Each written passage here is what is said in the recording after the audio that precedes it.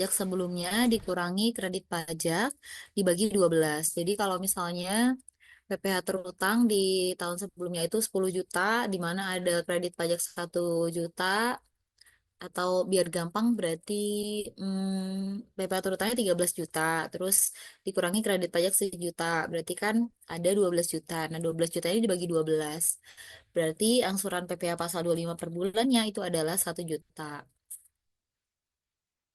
Terus pembayaran dan pelaporan dibayarkan paling lama tanggal 15 bulan berikutnya. Tanggal bayar dipersamakan dengan tanggal lapor. Jadi pas bayar itu udah dianggap lapor. Terus besar angsuran sebelum pelaporan SPT tahunan sama dengan besar angsuran pajak untuk bulan terakhir tahun pajak yang lalu. Jadi kalau misalnya nanti di Januari sampai Desember 1 juta, nah terus kan kita misalnya lapor SPT tuh di bulan April tuh. Em, Berarti masih ada Januari sampai Maret yang kita pertanyakan nih nilainya gimana, pakai nilai yang mana. Nah, itu pakai nilai yang 1 juta tadi. Lalu ini ada PPh pasal 29, di mana pajak terutang untuk 1 tahun pajak itu lebih besar daripada kredit pajak, yaitu angsuran PPh pasal 25 dan juga pasal 21, 22, 23, 24 gitu. Jadi masih kurang bayar. Nah, ini harus dilunasi kurang bayarnya ini sebelum SPT tahunan disampaikan. Kemudian ada PPh final 4 ayat 2. Ya, ini adalah objek pajaknya dari PPh final 4 ayat 2, yaitu bunga deposito, tabungan atau jasa giro dan sertifikat Bank Indonesia, bunga obligasi dan surat utang negara dan diskonto surat perbendaharaan negara.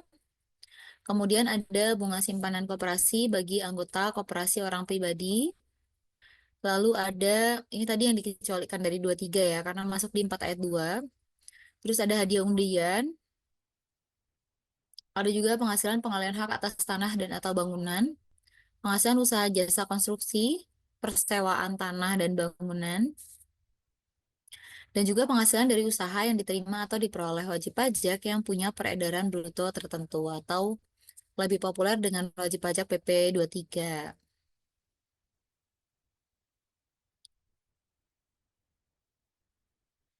Nah, jadi 4 ayat 2 itu untuk hadiah undian adalah 25%. Berasa ya, jadi kalau misalnya kawan pajak nih, atau rekan-rekan sekalian, dapat hadiah undian 1 juta, nah itu yang diterima bersih itu cuma 750.000. Soalnya 25%-nya itu kena PPh final 4 ayat 2. Dipotong langsung, jadi pas kita terima udah bersih. Terus ada sewa tanah atau bangunan nih 10%. Lalu juga ada jasa konstruksi, tarifnya 1,75 sampai 6% tergantung besar atau kecilnya si jasa konstruksinya. Ada aturan lebih detailnya ini. Terus ada 2,5% untuk pengalihan atas tanah atau bangunan. Jadi kalau misalnya terjadi pengalihan atas tanah atau bangunan, katakanlah jual beli, nah yang nerima penghasilan berarti yang jual itu adalah nanggung 2,5% 4 ayat 2-nya. Nanti yang pembeli itu biasanya bayar 5% tapi ke Bapenda, ke pajak daerah. Terus 4 ayat 2 yang tadi dipotong disetor paling lama tanggal 15 bulan berikutnya, dilapor paling lama tanggal 20 bulan berikutnya. Nah, em, PP 23 tadi tahun 2018 itu aturannya diperbarui dengan PP 55 tahun 2022 tentang penyesuaian pengaturan di bidang pajak penghasilan. Jadi, PP 55 tahun 2022 ini sebenarnya hanya menyatukan rumah dari beberapa PP termasuk PP 23 tahun 2018. Karena waktu itu sempat banyak yang berasumsi kalau oh kalau PP 23 tahun 2018 sudah berakhir, kita bisa starting over nih pakai PP 55 tahun 2022. Nggak gitu ya. Jadi jangka waktunya tuh akumulatif dari sejak sebelumnya, dari sejak PP 23 tahun 2018 gitu. Jadi nggak mulai dari nol lagi nih begitu ada PP 55. Jadi subjek pajaknya adalah wajib pajak orang pribadi dengan peredaran bruto sampai dengan 4,8 miliar per tahun pajak. Jadi maksimal sampai 4,8 M. BP UMKM lah ya. kecuali yang memilih untuk dikenai PPh berdasar ketentuan umum. Jadi sebenarnya wajib pajak itu bisa milih mau dikenain ketentuan umum yang tarif pasal 17 atau mau pakai yang em, PP 55 ini. Mostly sih milih PP 55 ini karena kan dia 0,5% ya. Cuman 0,5% ini kan dari omset gitu. Jadi mungkin ada yang ngerasa kayaknya enakan pakai eh, ketentuan umum aja deh gitu. Kalau 0,5% dari omset misalnya dirasa terlalu besar gitu. Tergantung usahanya juga sih karena dia benar tarifnya kecil gitu 0,5%. Cuman kan karena dikali omset dia tidak memperhitungkan biaya yang keluar gitu kan. Apakah misal rugi gitu tetap harus bayar 0,5% gitu. Walaupun sekarang ada relaksasi yang 500 juta dalam setahun itu nggak wajib bayar pajak untuk BPOP usahawan gitu. Jadi sebenarnya 0,5% ini dikenakan untuk penghasilan di atas 500 juta. Nah, terus objek pajaknya adalah penghasilan dari usaha yang tidak melebihi 4,8 miliar dalam 1 tahun pajak, kecuali jasa sehubungan pekerjaan bebas, terus penghasilan di luar negeri, penghasilan yang dikenai PPh final tersendiri, kemudian penghasilan yang bukan objek pajak. Ya, tarifnya 0,5% kali omset. Jangka waktunya itu kalau orang pribadi adalah 7 tahun pajak sejak NPWP-nya ada. Kalau misalnya NPWP-nya ada setelah tahun 2018, atau 7 tahun pajak sejak 2018. Kalau misalnya NPWP-nya berdiri udah sebelum 2018 gitu. Nah, ini yang katanya akan diperpanjang 7 tahunnya berarti kan soalnya kalau dari 2018 tahun ini otomatis udah nggak berlaku ya. Cuman sampai sekarang nih belum ada peraturan yang terbaru gitu untuk perpanjangan si PP 55 ini gitu. Jadi diperpanjang nggak nih gitu. Katanya orang pribadi nambah nih nggak cuma 7 tahun pajak gitu. Cuman sampai sekarang belum ada kejelasan, belum ada titik terang nih dasarnya apa. Kalau misalnya mau diperpanjang tuh belum ada aturan yang di-launch. Nah, kalau misalnya memilih untuk dikenai PPh berdasarkan ketentuan umum, itu bisa mengirimkan surat pemberitahuan ke DJP. Kemudian nanti untuk pelunasan pajaknya itu bisa disetor sendiri. Nah, kalau misalnya mengajukan pemberitahuan ke DJP, nanti ada surat keterangan yang diterbitkan oleh DJP. Nah, untuk SPT tahunan sendiri, kalau misalnya orang pribadi itu dilapor paling lama 3 bulan setelah akhir tahun pajak. Kalau misalnya akhir tahun pajaknya adalah 31 Desember tahun sebelumnya, maka untuk SPT tahunan ini dilaporkan paling lama 3 bulan, berarti 31 Maret tahun berikutnya. Jadi di 31 Maret 2025 ini, rekan-rekan harus sudah melaporkan SPT tahunan orang pribadi atas penghasilan di tahun 2024. Nah, ini disarankan dengan menggunakan PT elektronik. Karena sekali lapor pakai elektronik itu nggak bisa balik ke lapor manual lagi atau pakai kertas lagi. Jadi harus seterusnya pakai elektronik.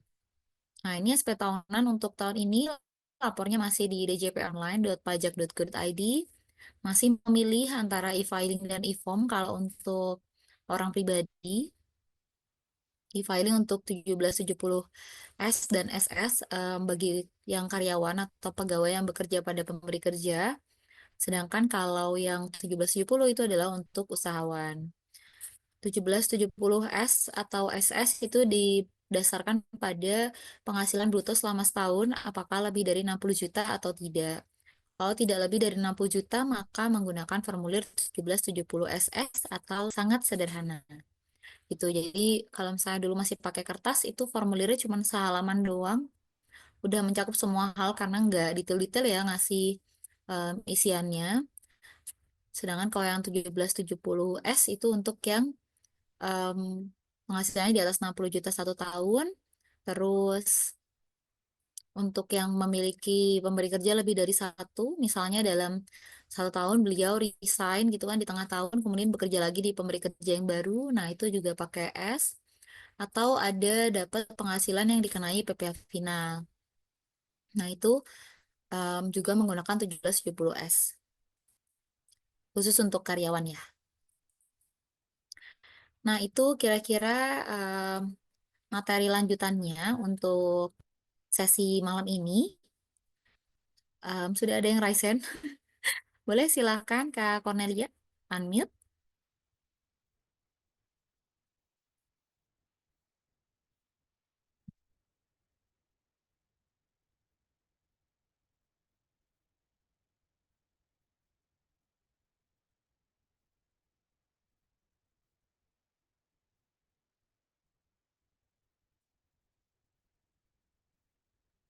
Oh, belum dibuka unmute-nya, bentar ya. Coba dari aku bisa nggak ya?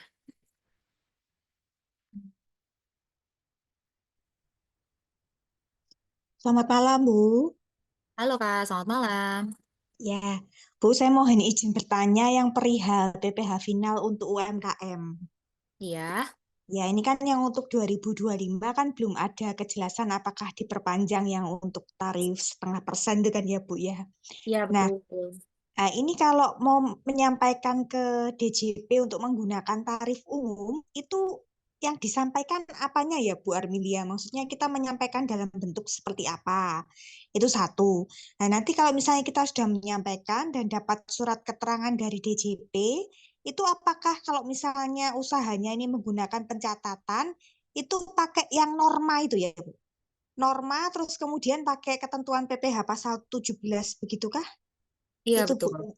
izin bertanya. Ya, yang disampaikan ke DJP ini apa ya Bu Armilia kalau boleh? Yang disampaikan bisa bentuknya surat, karena memang nggak ada ketentuan bakunya ya, jadi bisa menyampaikan surat pernyataan atau permohonan izin untuk menggunakan menggunakan ketentuan umum gitu. Untuk WPOP dengan omset di bawah 4,8 miliar dalam 1 tahun gitu. Oh gitu ya. Jadi menghubungi AR-nya saja begitukah atau Iya gimana boleh, Mas? bisa Hmm. menghubungi RS. Misalnya Mas atau Mbak, aku mau, karena ini nggak ada kejelasan nih buat yang 0,5% nih apa diperpanjang apa enggak, atau mungkin udah ada ketentuannya yang aku nggak tahu. Ternyata misalnya AR-nya, ya emang sampai sekarang belum ada aturannya. Takutnya saya juga yang terlewat gitu kan. Apa? Saya mau ngajuin ini aja dong, apa? Mau geser pakai ketentuan umum aja gitu. Aku nyerahin suratnya langsung ke KPP apa bisa lewat AR nih gitu. Nanti bisa nanya aja. Siapa tahu nanti sama AR-nya udah ada wajib pajak yang beliau pegang dan udah ada formatnya mungkin akan dikasih contohnya. Itu ya Bu ya. Oke. Jadi kalau misalnya udah oke, nanti pakai norma sesuai KLU dan sesuai wilayah usaha itu ya Bu ya, provinsi dan sebagainya itu. Terus kemudian sesuai perhitungan PPh pasal 17-nya ya, kalau untuk SPT Ya, pribadi. Itu ya Bu. ya Oke. betul. Ya, terima kasih Bu Armilia. Baik, sama-sama. Silakan Kak Desi Fitrianti. Selamat Oh malam, iya, Bu. bentar-bentar Kak Desi. Oke. Untuk Kak Cornelia, tapi tadi misalnya udah beralih ke ketentuan umum itu nggak bisa balik ke 0,5% lagi ya. Kalau misalnya 0,5%-nya nanti beneran diperpanjang, ya itu aja sih notes-nya karena nggak bisa bolak-balik pindah tarif gitu. Jadi kalau udah pakai ketentuan umum nanti bakalnya pakai ketentuan umum terus. Oh, oke. FYI. Ya, oke. Thank you, Bu. Ya, sama-sama. Silakan Kak Desi. Selamat malam, Bu. Malam. Saya mau izin bertanya, Bu. Sekarang kan untuk pelaporan PPh satu untuk badan kan harusnya menggunakan wajib pajak akun PIC kan, Bu. Nah, akun PIC sendiri kan WPOP. WPOP-nya itu dia pertama kali login ke Cortex itu gagal mulu, Bu. Nah, tapi dia menggunakan DJP itu tetap masuk Bu, tapi kalau ke Cortex-nya itu nggak bisa. Itu gimana ya Bu? Semua cara udah dilakukan. Oke, gagalnya ada notifikasinya nggak Kak Desi? Katanya sih kemarin itu eh, cap captcha-nya salah, terus eh, NPWP tidak ditemukan, pengguna tidak ditemukan gitu Bu. Itu udah, uh, berarti udah nyoba yang mana yang lupa password ya? Iya, udah. Udah nyoba yang aktivasi akun? Aktivasi akun juga udah. Gagal juga. Iya, gagal juga.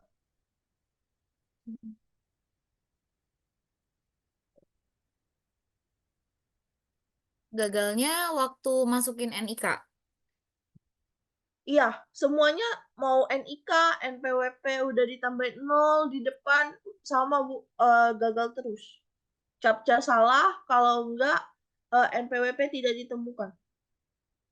Padahal sebelumnya udah melakukan pemadanan nik jadi NPWP. Hmm, kayaknya udah Bu. Soalnya dia login ke DJP-nya itu pertama akunnya bisa dibuka, tapi setelah beralih ke Cortex itu nggak nggak ditemukan Bu. Pas login ke DJP online-nya bisa, loginnya pakai NIK apa NPWP? NPWP. Coba login pakai NIK, kalau misalnya gagal, berarti belum melakukan pemadanan. Nanti boleh ke TPT KPP aja bilang mau pemadanan data supaya bisa login Cortex. Oh, berarti harus pemandangannya itu harus ke KKP Bu. Iya, ke KPP soalnya yang mandiri dibatasin 31 Desember 2024 karena udah kita buka dari 14 Juli 2022. Waktunya udah lama banget gitu. Cuman nggak ngerti ya apakah edukasinya yang kurang, sosialisasi yang kurang, atau wajib pajak hanya melakukan pemandangan data sebatas mengecek kebenaran dari alamat email sama nomor handphone aja. Padahal harusnya sampai pemadanan data keluarga. Bisa jadi Eh, gagal karena dianggap pemadanan datanya tadi nggak selesai gitu. tapi Bu, misalnya kan pemadaman data, berarti kan kita telat untuk lapor PPh satu kan yang badan untuk karyawan. Nggak apa-apa Apakah sih, nggak apakah masalah. Soalnya kan apakah maaf? event yang bisa login Cortex pun masih gagal untuk lapor. Oh, berarti nggak ada sanksi atau apa-apa Bu? Nggak, relaksasinya 3 bulan sih kalau informasinya sampai dengan 3 bulan, kemungkinan sampai Maret ini ya, itu Hah? belum ada sanksi atas keterlambatan bayar dan lapor untuk Oh, pelaporan maupun faktur pajak. oke. Berarti eh, WPOP-nya harus ke KKP untuk pemadaman aktif panik ya Bu? Iya, tapi dicoba login pakai Nika dulu ya. Kalau Oke. misalnya login pakai NIK tadi nggak udah berhasil sebenarnya, nah itu Hmm. mungkin boleh konsul ke AR-nya dulu aja sebelum ke KPP. Aku udah Oh. berhasil login ke DJP Online pakai NIK, tapi tiap Heeh. kali aku mau login Cortex kok bermasalah terus ya, kenapa? Nah nanti mungkin sama AR bisa dibantu cek di sistem apakah NIK-nya bermasalah. Kemarin ada beberapa yang nggak tahu kenapa tiba-tiba satu NIK tuh bisa buat 2 orang wajib pajak dengan nama yang berbeda, tidak saling mengenal. Nggak ngerti apakah waktu migrasi datanya tuh kedobelan apa gimana. Jadi takutnya kegagalan sistem gitu, biar nanti dibantu dicek secara internal. Oke, oke. Sama ini Bu, kan kalau misalnya ada karyawan yang belum pernah login DJP, tapi dia mempunyai NPWP. Untuk kan kita masukin NPWP-nya kan Bu untuk PPh 21-nya. Tapi dia Ya, tapi tidak muncul nama dan alamat karyawan tersebut. Itu gimana ya Bu? Tapi langsung itu ke tim gitu Bu. nggak bisa karena yang bersangkutan harus aktivasi akun Cortex dulu. Mau sampai kapan? Semua itu kan bermulai dari hal kecil. Berarti itu boleh menggunakan tin ya Bu. Itu soalnya langsung dialihkan ke tin sih Bu. Ya, kayak gini, Intinya dia ini PR-nya masih banyak dan Berarti ya. kan berarti tax identity number ya, berarti kan NIK Ya ya. kecil juga kan. Ya. Aku kadang ngeliatnya orang awal dia Jadi nanti ngapain. kalau misalnya Oh. ini Tapi ini bocor. kan teman besar kan. Tapi dia kok harus rutin gitu nah. lain di unmute harusnya nih. Nah, kan yang gue bilangin di awal kan. Oke. Jadi kalau misalnya pegawai itu ada yang gagal di input NIK-nya waktu pembuatan bukti potong, itu bisa dicek dulu apakah yang bersangkutan penghasilnya di bawah PTKP atau di atas PTKP. Keduanya akan melakukan aktivasi akun di Cortex. Pilih yang aktivasi akun. Kalau misalnya di bawah PTKP, silakan pilih yang register only. Kalau di atas PTKP, silakan pilih yang aktivasi NIK. Nah, Tapi kalau apakah pengaruh, maaf Bu, apakah pengaruh Bu kalau dia langsung pengalihan ke tim gitu Bu? Nggak muncul nama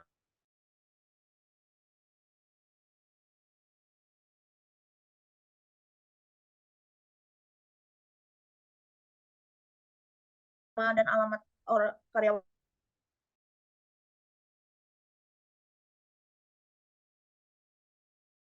tersebut.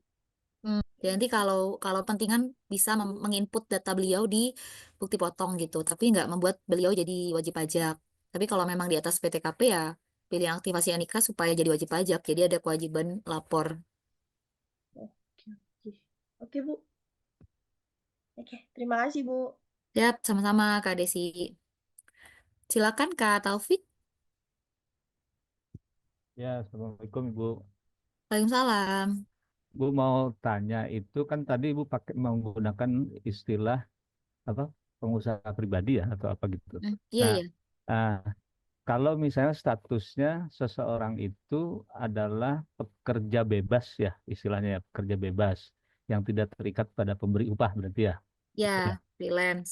Freelance. Tapi dalam pelaksanaan pekerjaannya dia mempunyai tim atau helper lah, helper dalam bahasa sehari-hari.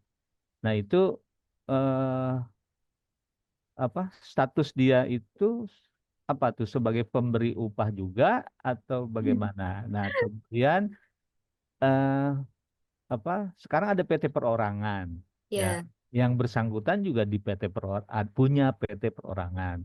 Nah status PT perorangan itu sama nggak dengan badan hukum yang lain CPK atau sama dengan PT yang perseroan terbatas begitu Bu. oke. Terima kasih Pak Taufik.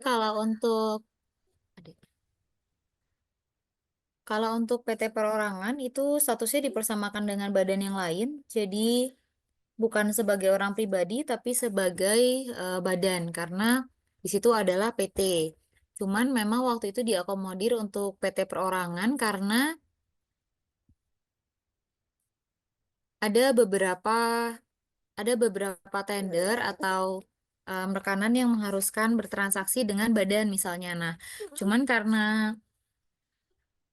dari yang bersangkutan ini hanya satu orang, maka dibuatlah ada kemudahan namanya PT Perorangan gitu. Jadi walaupun tidak terdiri atas beberapa pengurus, itu bisa mendirikan PT.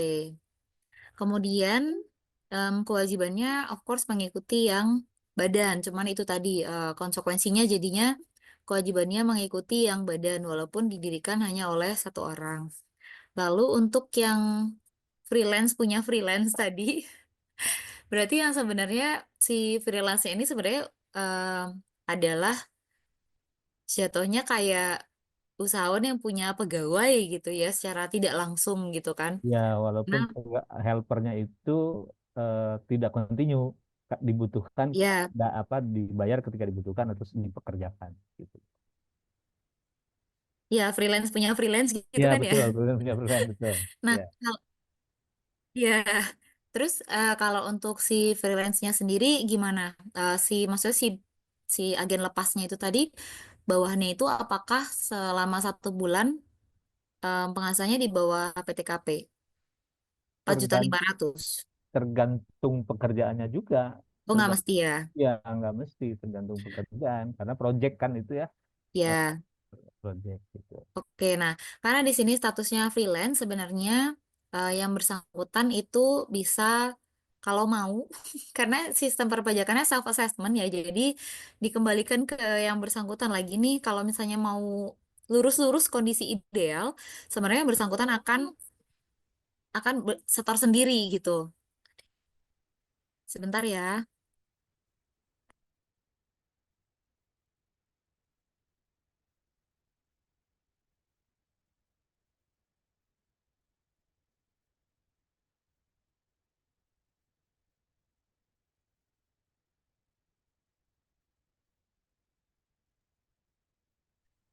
Maaf.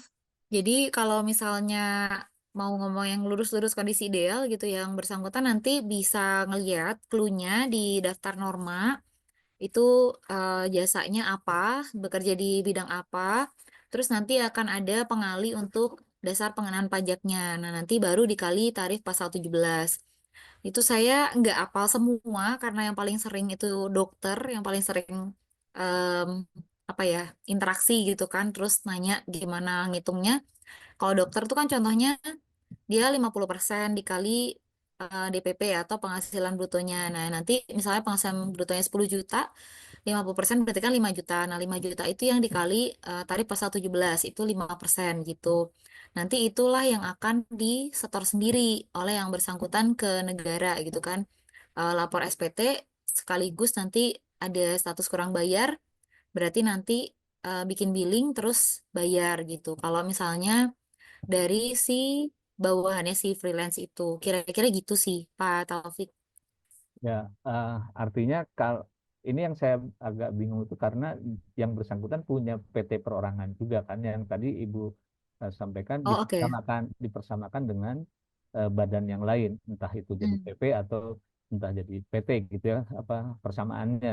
Nah, Mm-mm. tinggal konteksnya dia mau ke final yang UMKM 0,5 atau yang apa satu lagi norma ya yang Iya, eh, yang ketentuan umum. ketentuan umum gitu. Nah, dia berarti akan membuat lap istilahnya mohon maaf karena belum SPT. nah, untuk membuat SPT tahunannya atas PT perorangannya itu, kemudian di masanya dia harus membayar PPh yang apa para helpernya itu, betul ya Bu ya? Yang Oh, enggak. Jadi gini, ini ada dua konteks ya, Pak Taufik ya. Jadi yang pertama itu adalah beliau sebagai orang pribadi, kemudian yang kedua adalah beliau sebagai PT Perorangan, di mana kalau PT Perorangan tuh punya NPWP 16 digit, NPWP badan. Sementara oke. beliau sebagai orang pribadi itu menggunakan NIK orang pribadi yang 16 digit juga. Hmm, Nah, kalau untuk yang PT perorangannya otomatis nanti akan ada pencatatan tersendiri dari PT-nya apakah mau 0,5% dikali omset atau mau 11% dikali laba ya. gitu. Kalau untuk yang PT perorangannya. Hmm, Kalau untuk yang orang pribadinya, nah itu nanti bisa ada beberapa opsi nih. Kalau misalnya sumber penghasilannya hanya dari si freelance-nya aja, yang PT beliau nggak digaji nih. hmm, Berarti ya udah cuman setor sendiri yang bersangkutan sebagai freelance. Tapi kalau yang bersangkutan itu juga digaji oleh PT perorangannya tadi, nah maka PT-nya tadi wajib untuk menerbitkan bukti potong. Maka hmm, nanti yang bersangkutan akan lapor 1770 dengan dua sumber penghasilan. Yang pertama adalah dari freelance, yang kedua adalah dari gaji beliau di PT tersebut gitu. Walaupun beliau adalah owner, kan hmm, beberapa kebijakan beda-beda ya. Ada yang ngambil bagian dari laba gitu, atau ada yang, duh karena PT-nya baru berdiri, udahlah aku kerja rodi aja gitu. Pokok ya. udah laba, Ya. alhamdulillah. Hmm, Nah, atau ya itu tiap bulan ternyata sebenarnya ada payroll dari PT perorangannya. Nah, itu tergantung yang mana. Itu beliau sebagai dirinya sendiri gitu ya. hmm, Nah, kalau misalnya kasusnya ketika beliau punya punya karyawan, nah tadi kalau misalnya beliau tidak menerbitkan bukti potong, maka nanti si karyawannya itu tadi, si pekerja lepasnya itu tadi yang akhirnya harus setor sendiri em, pajaknya ketika lapor SPT tahunannya. Gitu. Gitu kira-kira Pak oh Taufik. ya, ya siap. Alhamdulillah dipahami. Yang kedua Ibu mengenai mendapat hadiah, ya, mendapat hadiah. Kemarin ada case-nya hadiahnya berupa saham yang dibagikan, kemudian nilai saham itu naik, gitu. Ni- Ketika diumumkan dibagi si A sahamnya sekian, sekian lot, gitu. Kemudian berapa bulan, kemudian si sahamnya itu naik. Nah, itu menghitung PPh-nya dari angka yang mana? Dari saat diterima saham itu atau saat saat berapa bulan kemudian setelah diterima dan sahamnya itu naik, nilai sahamnya naik. Yang menghitung PPh-nya siapa yang menerima? Yang yang menerima Oke, sahamnya dijual nggak? enggak, hanya Nggak. hanya hanya Berarti dicatat ya itu, berarti ya di ya booknya. betul. Nah, Berarti hanya dicatat sebagai harta aja. Dicatat nah, sebagai harta itu adalah harusnya kalau mau real itu nilai saham tersebut di 31 Desember 2024. Jadi ngomongin naik nih kapan nih? Kalau ngomongin nah, udah Januari ya udah nggak relevan gitu. Jadi harusnya kalau mau ngecek di tanggal 31 Desember tuh nilainya berapa. Tapi kalau misalnya terdapat keraguan, maka silakan menggunakan nilai awal ketika diberikan. Oke. Iya, siap Bu. Makasih banyak Bu. Siap, sama-sama. Silakan Kak Sani.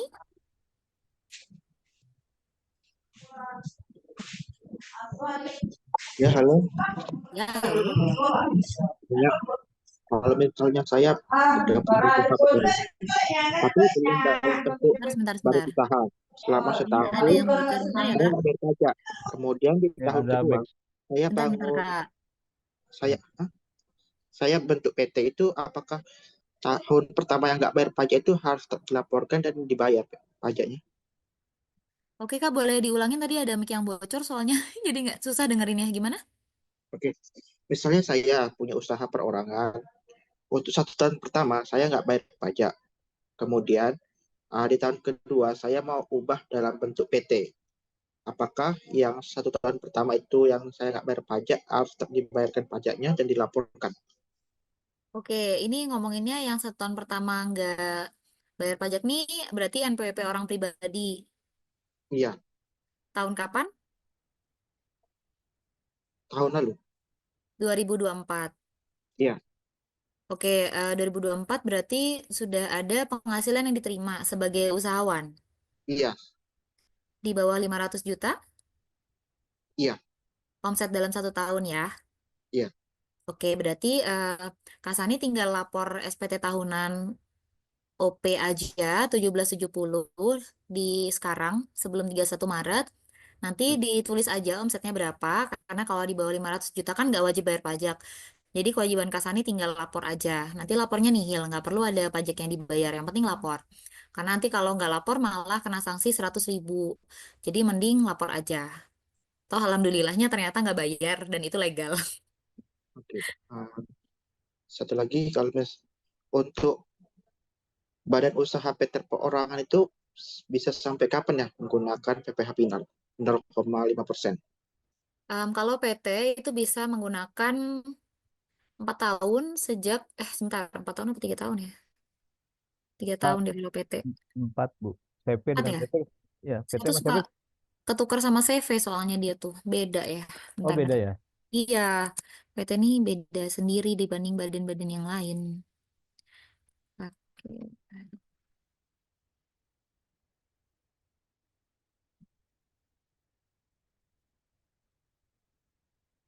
Iya, PT ini cuma 3 tahun. 3 tahun ini sejak tahun pertama memanfaatkan. Nah, ini PT persorangannya udah berdiri belum? Nah, ini masih diurus. Oh, lagi diurus. Berarti harusnya selesai di tahun ini ya. Nah, Ya, berarti kalau di tahun ini langsung memanfaatkan yang 0,5%, itu berarti langsung memanfaatkan aja, nggak perlu ngirim surat pemberitahuan. Berarti dimanfaatkan di tahun 2025 sampai 2027, kecuali ada aturan lain nanti, misalnya diperpanjang atau berubah. Selama tidak berubah, berarti bisa memanfaatkan secara 3 tahun. Selama 3 tahun. oke. Yang untuk omset di bawah 500 juta bebas pajak itu apakah ada batas waktunya atau bisa dipakai selamanya? Nah, em, jadi ini mungkin bisa dipertimbangkan nih oleh Kak Sani. Kalau misalnya yang 500 juta untuk PTKP-nya usahawan itu bisa dimanfaatkan selamanya, sejauh peraturan tidak ada yang terbaru, tidak ada batas waktunya. Tapi hanya berlaku bagi usahawan orang pribadi, gitu. Jadi kalau nanti Kak Sani memutuskan menggunakan PT perseorangan, maka nanti akan menggunakan tarif yang 0,5% itu, dan itu batasnya hanya 3 tahun. Nah, jadi mungkin bisa dipertimbangkan lagi, apakah usahanya akan berjalan dengan NPWP orang pribadi sebagai usahawan, dengan kelebihan atau cara menghitung pajaknya seperti tadi, atau akan menggunakan PT perseorangan yang ya itu mungkin bisa dipertimbangkan plus minusnya lah.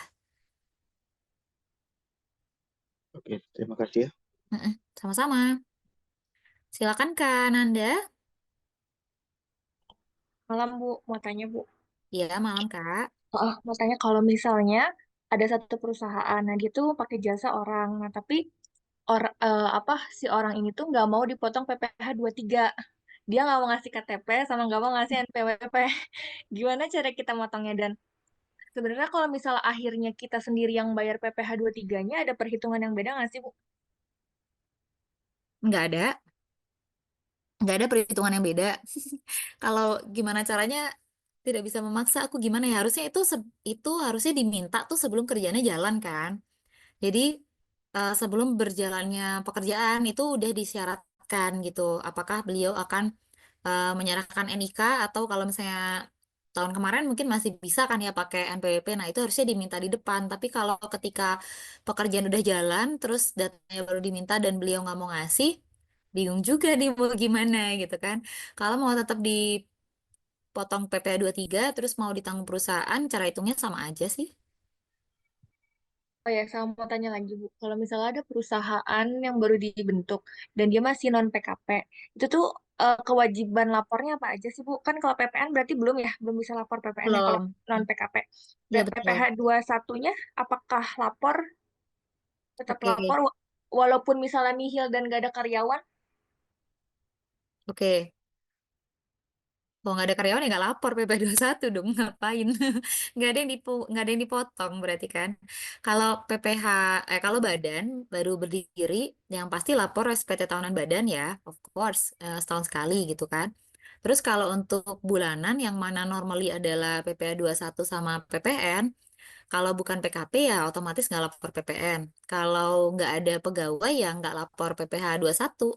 Ya udah, cuma itu aja. Kecuali ada transaksi-transaksi lain ya yang terikat dengan PPh dua, PPh tiga. Nah, itu baru em, melakukan ini ya, penyetoran sendiri gitu. Berarti Nanti kalau di lapor SPT masa unifikasi kalau misalnya ada transaksi yang 2223 maaf Bu mau atau tanya 4 lagi. ayat 2.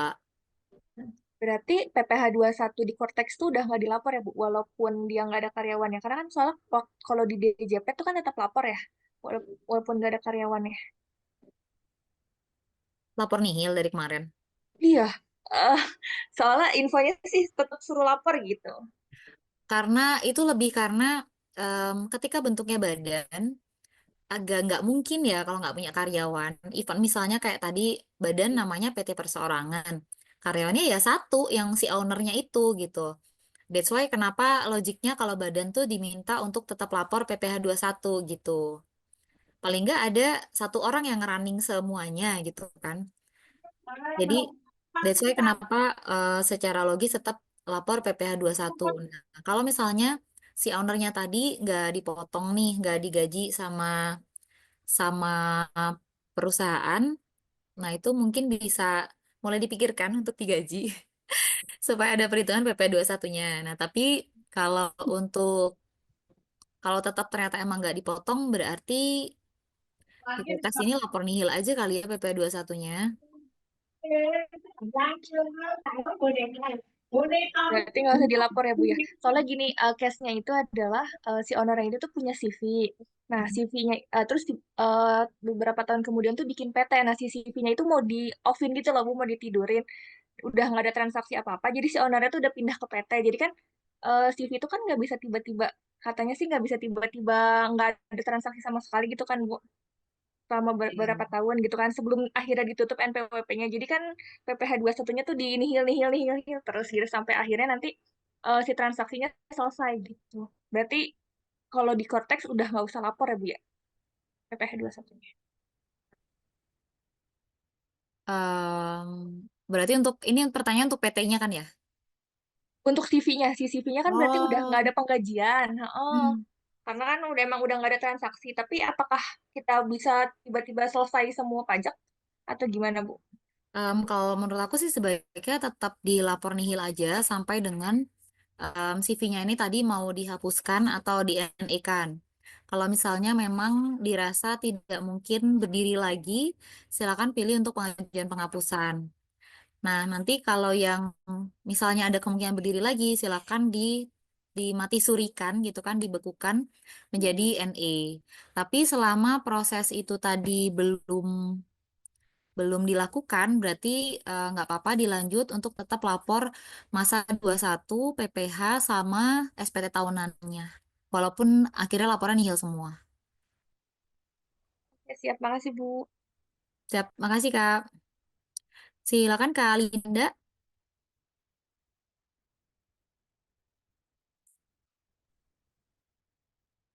Kak, ya. Assalamualaikum warahmatullahi wabarakatuh. Waalaikumsalam. Di sini Bu, saya mau bertanya tentang pajak massa. Untuk pajak massa itu kan sanksi administrasinya itu N 500.000 atau SPT, PPH, OP, wajib WPOP itu 1 juta. Untuk sanksi bunga pajak massa itu berapa ya Bu? Sanksi Persenan apa? sanksi bunga atas keterlambatan setoran pajak massa. Oh, sanksi bunga karena terlambat setor. Iya, benar, Bu. Ih. Sebenarnya ini pertanyaan saya tentang ujian pemeriksaan sih, Bu. Karena di sini jawabannya itu dia desimal, dalam bentuk desimal gitu, Bu.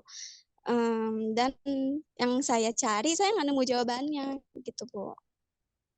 Sanksi bunganya 2% dari jumlah pajak yang kurang dibayar dikali dengan jumlah bulan terlambat dihitung. Oh, begitu ya, Bu. Tapi kalau boleh saya kasih tahu itu pertanyaannya begini, Bu. Berapa maksimal sanksi bunga atas keterlambatan setoran pajak massa? Dan jawabannya itu A 0,24, B 0,36, C 0,48, dan D tidak ada. Gitu, Bu. Itu jawabannya dalam bentuk apa? Nilai uang? Enggak, Bu. Desimal. Enggak, desimal tadi mengartikan apa? Persentasenya. Menurut saya begitu, Bu. Makanya juga saya nggak ngerti bertanya ke Ibu. Berapa? 0,25 terus? Enggak, Bu. 0,24, Oh iya. 0,36, 0,48. Pertanyaannya itu berapa maksimal sanksi bunga atas keterlambatan setoran pajak massa?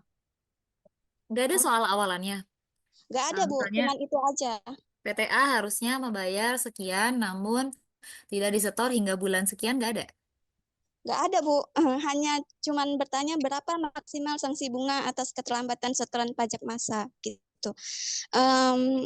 Setahu saya kan, Bu, pajak massa juga banyak itunya kan, Bu, jenisnya, dan setiap jenisnya itu bukannya sanksinya itu berbeda-beda ya, Bu. Mm-mm. Kalau untuk telat setornya sih 2% per bulan dari waktu dari belum dari belum setor terus dikali bulannya. Bulan bulan terlambatnya berapa bulan gitu. Begitu, 2% dari terlambatnya tuh berapa bulan? Itulah jawabannya ya, Bu. Iya, Eh, itu kalau yang telat setor ya. Kalau yang telat lapor itu selain SPT masa PPN 100.000. Kalau PPN kan Iya, 500. iya, iya. Itu eh, sanksi administrasinya kan, Bu? Iya, betul. Bikin apa, Wan? Benar. Cuman Anu yang tuh, saya bingungkan sanksi bunga dalam hah? persenannya ini Udah gitu. nggak sih? Juga Belum. jawabannya yang Lah, materi juga sabar. beda gitu. Itu bingung sih kalau saya dikasih soalnya juga Iya, jawab yang mana ya. Jawab tidak ada juga ada, tapi masalahnya ya, pertanyaan juga nggak clear ada gitu sih, Bu, kan. ada pertanyaan, ada jawaban tidak adanya ada. Iya, tapi kan mau jawab tidak ada, tapi ada sebenarnya. Iya, 2% gitu. Oh, ini ada yang Berarti jawabnya di mungkin kolom chat. yang salah dari jawabannya kali ya, Bu ya. Ada di Iya, kolom chat ada yang jawab tidak ada gitu katanya. iya, berarti yang salah lah, berarti yang salah dari pilihan jawabannya. Tidak Ah, ada.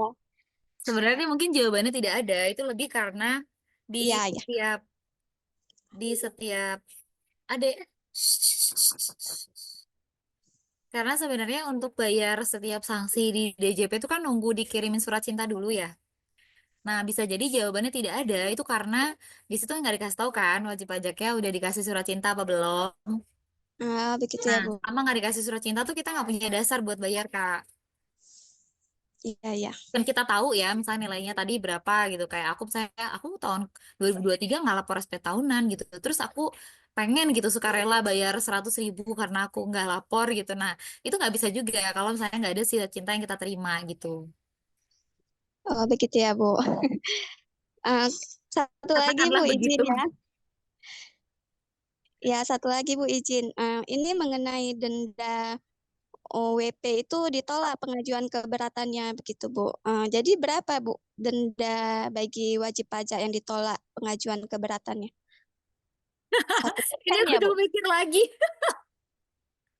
Aduh, soalnya anti mainstream ya. Saya terus terang aja ya Bu, jawabannya itu 0,25, 0,5, 0,75 sama 1.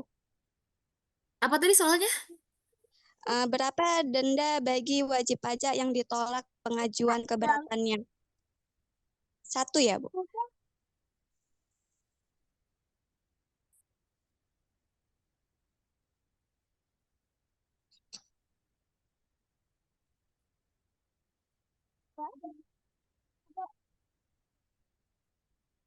Karena kalau dari slide dari materi ya, saya nemuin itu 30% Bu. Ya betul. Nah, itu 0,3, ya kan Bu? Ya, tapi nggak ada Nah, di opsi. iya. Agak menyusahkan ya. Ya karena saya sempat pusing benar-benar kayak, Iya, aduh. iya, iya. Makanya coba bahas aja lah gitu Bu. Berarti jawaban yang benar itu 30% ya Bu? Iya, betul. Ya udah Bu, makasih Bu. Sama-sama Kak, semangat ya. Dek. Shh.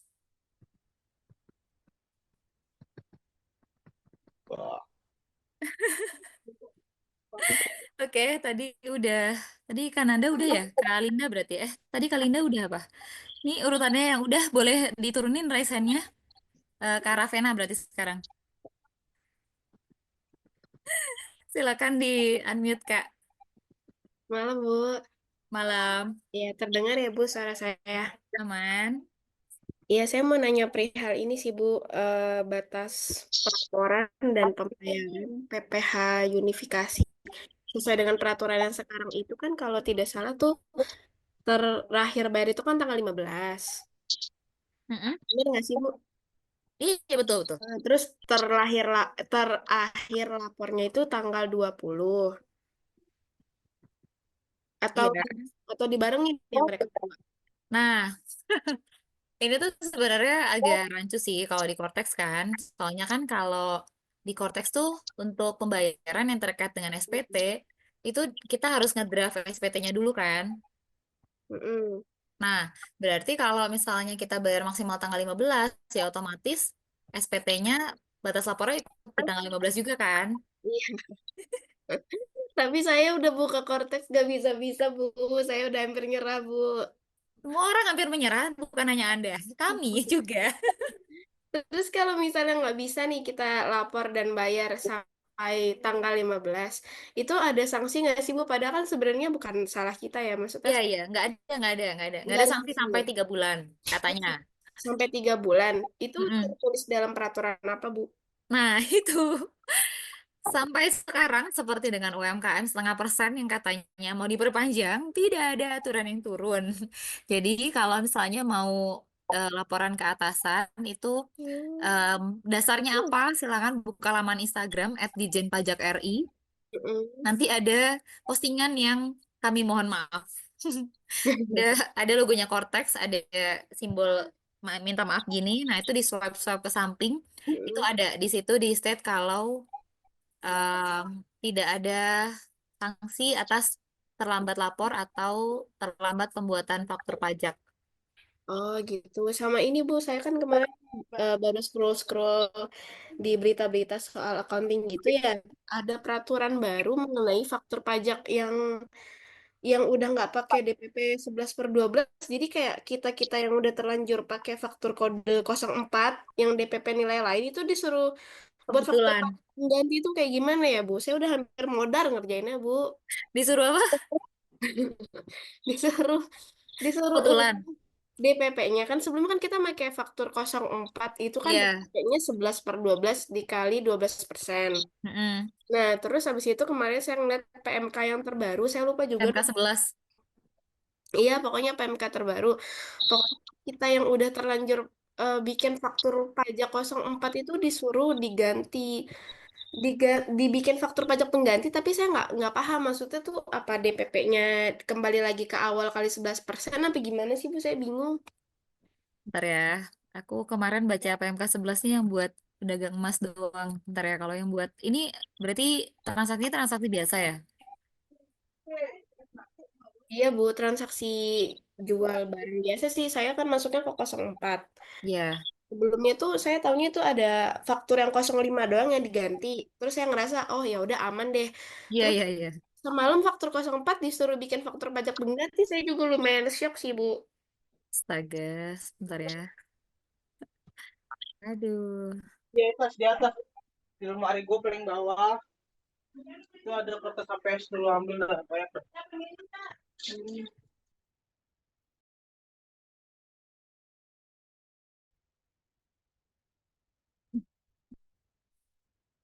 Bentar ya, bentar. Saya baca cepat.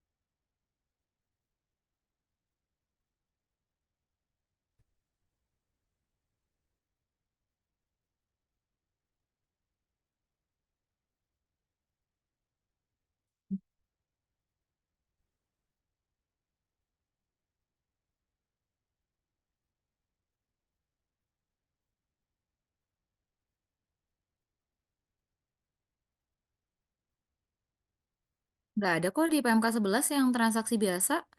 Yang bilang harus diganti siapa? Yang saya temuin itu di laman-laman TikTok gitu sih Bu. Sama di LinkedIn katanya faktur yang udah terlanjur bikin kode 04 itu dibikin faktur pajak pengganti. Cuman saya nggak paham itu apa valid atau gimana. Saya juga kurang Hmm. tahu Bu. Masalahnya baru banget kemarin itu saya bacanya. Hmm.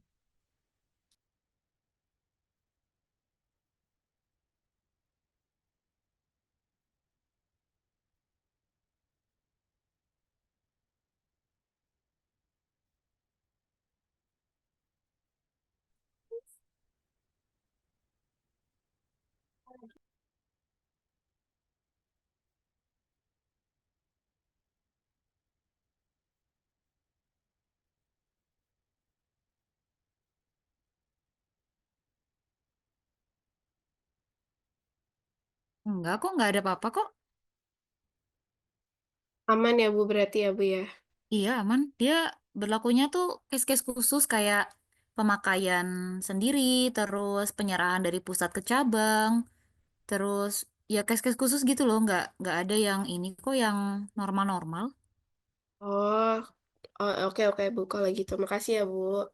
Oke.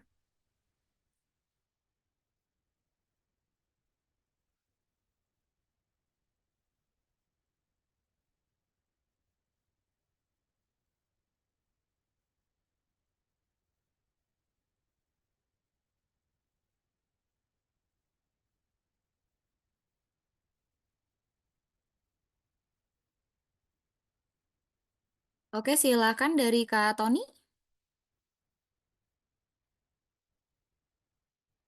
Ya, Assalamualaikum warahmatullahi wabarakatuh, Bu. Waalaikumsalam. Eh, saya mau tanya ini aja, Bu. Ini kan em, yang pertama ini perusahaan orang pribadi ini, Bu, eh, pakai PT nih, Bu, soalnya. Tapi yang orang pribadi baru buka di apa pertengahan bulan tahun 2024. Kemudian eh, ya karena ketidakmengertian lah juga mungkin bingung juga mau mulai dari mana untuk pelaporan pajaknya. Jadi selama ini karena juga nggak ada transaksi, semuanya hanya baru dalam bentuk persiapan-persiapan, tapi eh, yang ada cuma uang keluar aja kan Bu. Nah baru mau mulai jalan itu memang di tahun 2025 ini. Nah, itu yang pertama pelaporannya seperti apa ya, Bu? Itu yang pertama. Yang kedua, eh, kami itu persiapan-persiapan ini, uang keluar ini kan banyak dengan orang-orang juga perorangan, Ibu. Jadi entah dengan tukang, entah dengan apa namanya kontrak eh, kontrak tempat dengan perorangan juga. Kan mereka juga nggak pernah mau kasih itulah KTP, nggak mau seperti yang tadi kakak tadi ya. Jadi itu eh, gimana cara planningnya kita supaya kita nggak rugi juga, Bu. Jadi kan mau nggak mau kita harus bayarin juga tuh jadinya kan untuk bisa apa? Bisa kita bisa lapor juga kan sebagai pengeluaran kan. Kalau nggak kan nanti nggak bisa juga. Nah, kemudian itu yang kedua. Yang ketiga, saya ikut apa materi ini atau ikut kursus ini kan sebetulnya juga saya karena baru mulai usaha kan Bu. Jadi supaya tertib lah. Karena selama ini saya cuma karyawan aja. Jadi ya semuanya udah diurusin sama perusahaan kan. Pokoknya saya udah dapat bukti potong. Nanti tinggal SPT tahunan aja. Iya Jadi itu betul. pun tahunan udah selesai, udah nihil gitu ya. Jadi nggak terlalu pusing. Nah sekarang kan ada yang harus dipikirkan masalah seperti ini. Makanya ikut. Nah contoh-contoh atau case-case atau apa ada nggak Bu soal-soal yang kita bisa pelajari gitu ya. Jadi kalau materi-materi yang dikasih ini kadang kita nggak nangkep Bu, karena mungkin secara bahasa, secara apanya agak-agak pusing ya. Nah kalau contoh soal, contoh case yang cukup banyak begitu kita bisa bisa dapat itu ada nggak Bu ya? Linknya kah atau mungkin di pajak ada? Karena kadang kalau kita mau tanya ke AR Bu, kadang banyak juga AR-nya sombong-sombong Bu. Ada mungkin ini perusahaan kecil nggak ada ini kita nggak apa malas apalagi kalau kita datangnya ke situ cuma pakai sendal gitu Bu mungkin males juga Bu. Mungkin itu Bu, mohon arahannya, makasih Bu. Siap sama-sama. Ini Pak Tony berarti baru mulai usaha nih sebagai orang pribadi apa udah bikin badan? Enggak orang pribadi Bu, Oh, ya maksudnya orang pribadi tapi yang PT Bu. PT perseorangan. Ya betul Bu. Berarti ada NPWP sendiri kan ya? Iya iya NPW sendiri Bu. Oke, berarti kalau misalnya ini ada dua lagi ya. Berarti kalau Pak Tony sebagai diri diri pribadi itu karyawan dari satu pemberi kerja, nanti silakan lapor SPT tahunan. Udah beres tadi ya, udah dapat bukti potong, lapor SPT nihil ya udah gitu kan. Nah, kalau yang PT perorangannya ini mirip-mirip tadi sama pertanyaan Kak siapa tadi ya.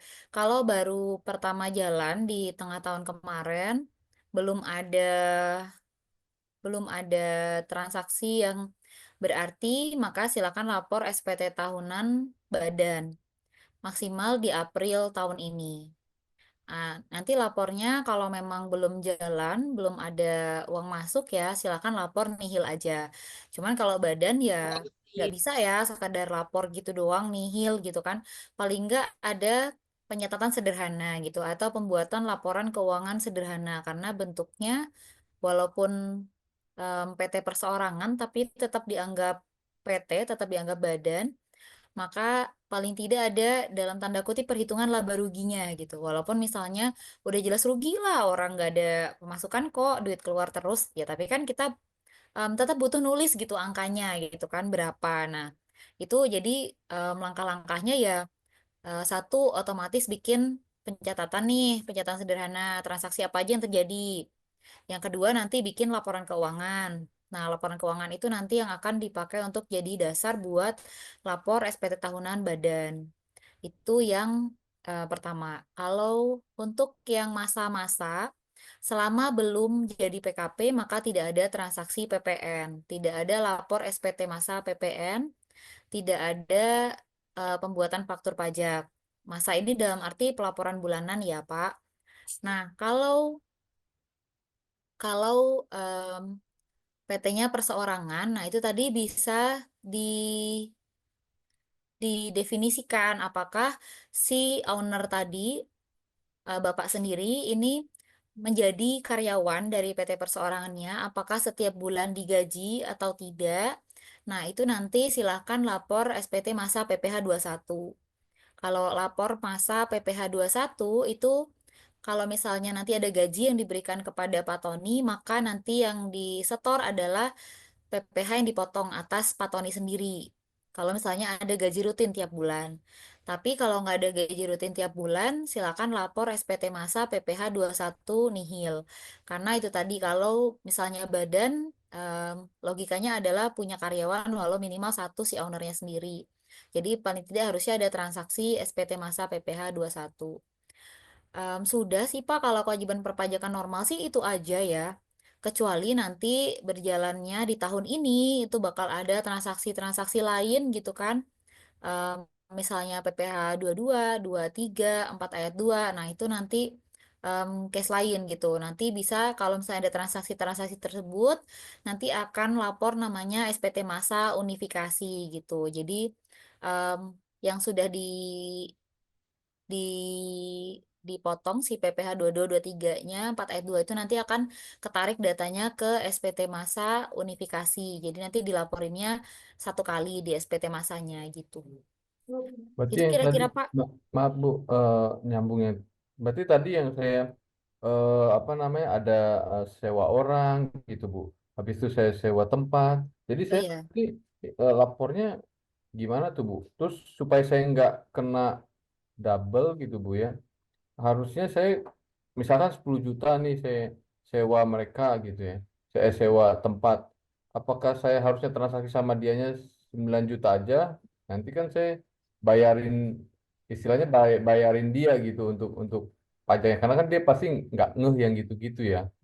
Ya, nah kalau misalnya kayak sewa tempat tadi berarti kan ada sewa tempat. Berarti ada PPh 4 ayat 2 yang dipungut gitu kan, yang dipotong final. Nah, itu harusnya yang menanggung adalah si yang nerima. Berarti kan karena di sini posisi Bapak yang nyewa, berarti harusnya yang nanggung itu sebenarnya yang nerima penghasilan alias lawan transaksi dari Bapak. Tapi Ya. kalau yang bersangkutan mungkin ya seperti kita semua ya, nggak terlalu paham tentang pajak. Nah, itu boleh kalau misalnya Bapak mau menjelaskan bahwa atas transaksi di antara kita ini dipotong PPh 4 ayat 2 gitu kan 10% dari sewa.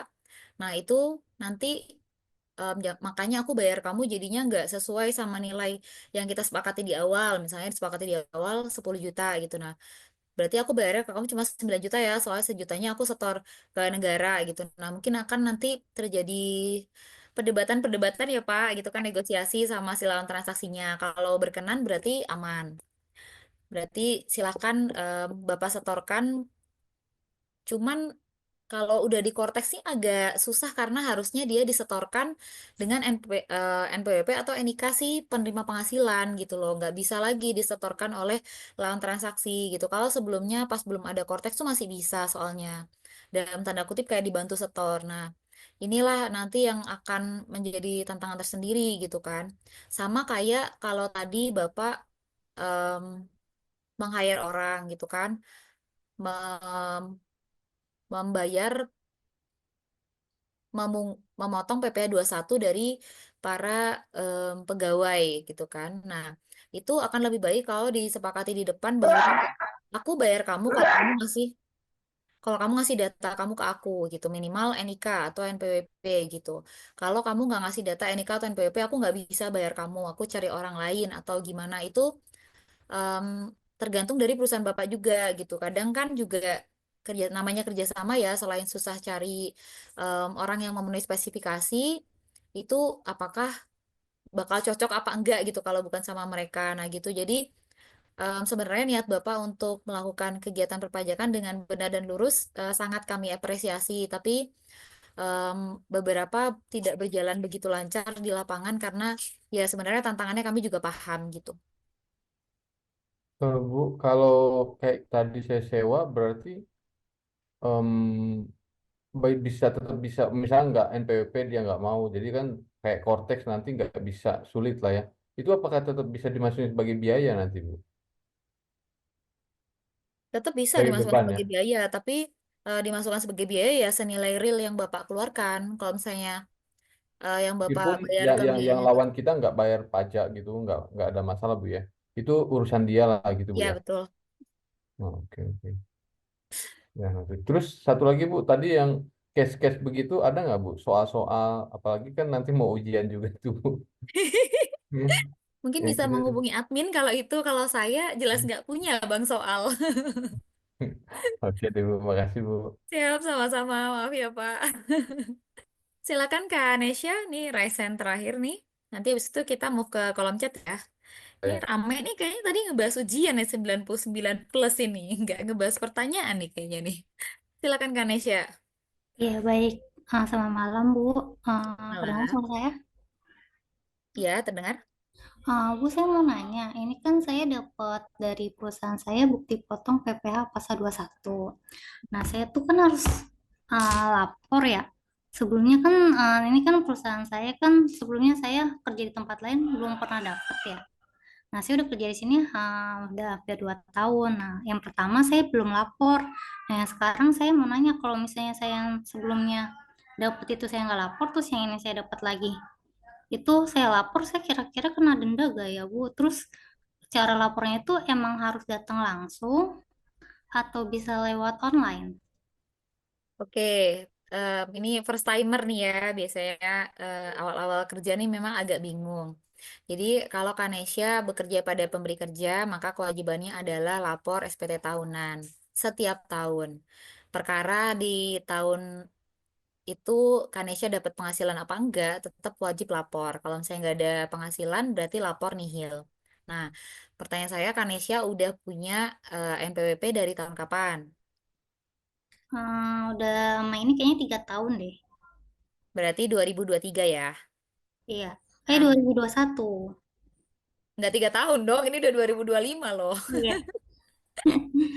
Nah, Iya. berarti harusnya Kanesha itu di tahun 2022 itu udah lapor yang di tahun 2021. Iya. Begitupun berikutnya, di tahun 2023 lapor untuk penghasilan di tahun 2022. Kalau misalnya case-nya sampai sekarang di tahun 2025, which is harusnya Kanesha ngelaporin yang penghasilan di tahun 2024 dan belum pernah sama sekali Kanesha melakukan, itu it's okay. Pertanyaannya apakah perlu bayar sanksi? Again, kalau nggak nerima surat cinta, nggak ada, anggaplah nggak ada sanksi gitu kan, karena nggak ada dasar buat bayarnya gimana ya. Nah, jadi bukan sanksinya yang perlu dikhawatirkan dulu nih. Lapor dulu aja untuk tahun-tahun di mana Kanesha harusnya lapor.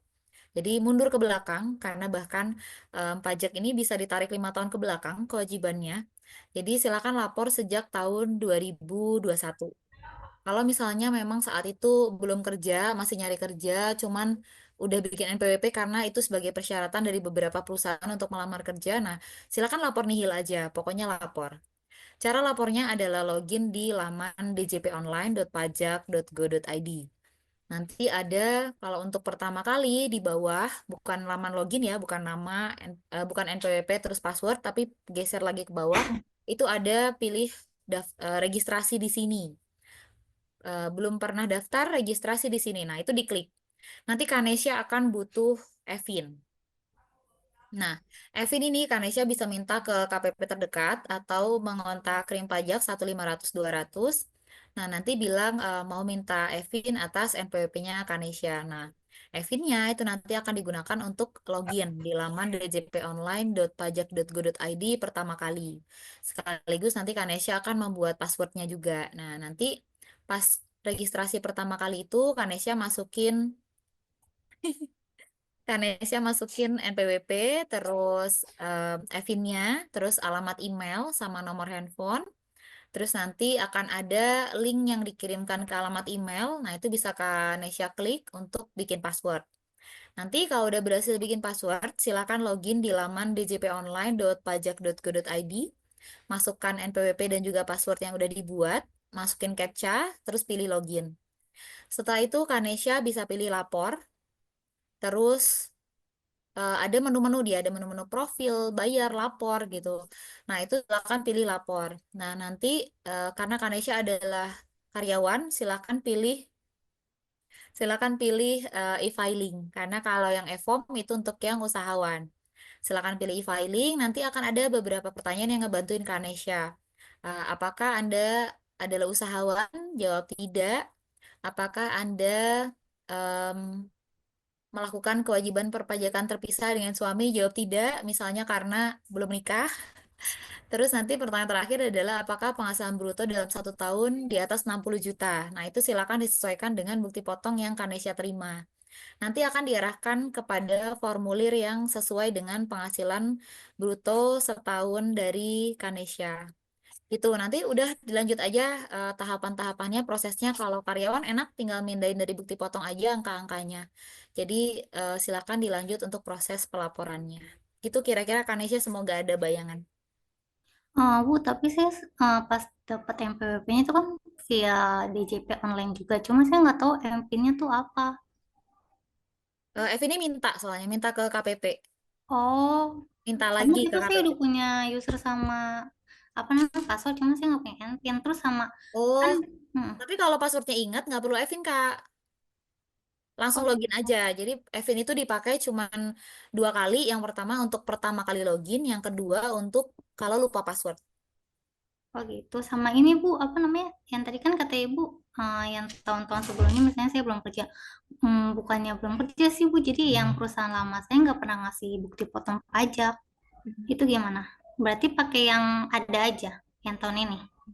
Pakai yang ada aja, yang sebelumnya dilapor nihil aja.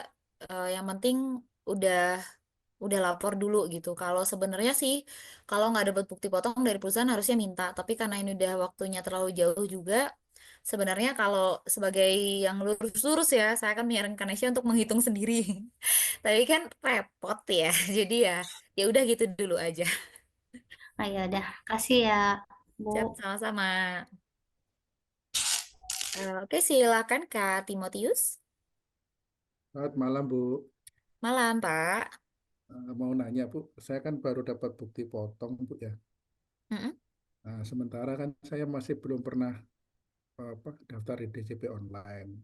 Ya. Nah, saya daftarnya ke DJP online atau ke Kortek, Bu ya. Kan saya dapat Oh, bukti potong itu ya. saya udah ada potongan.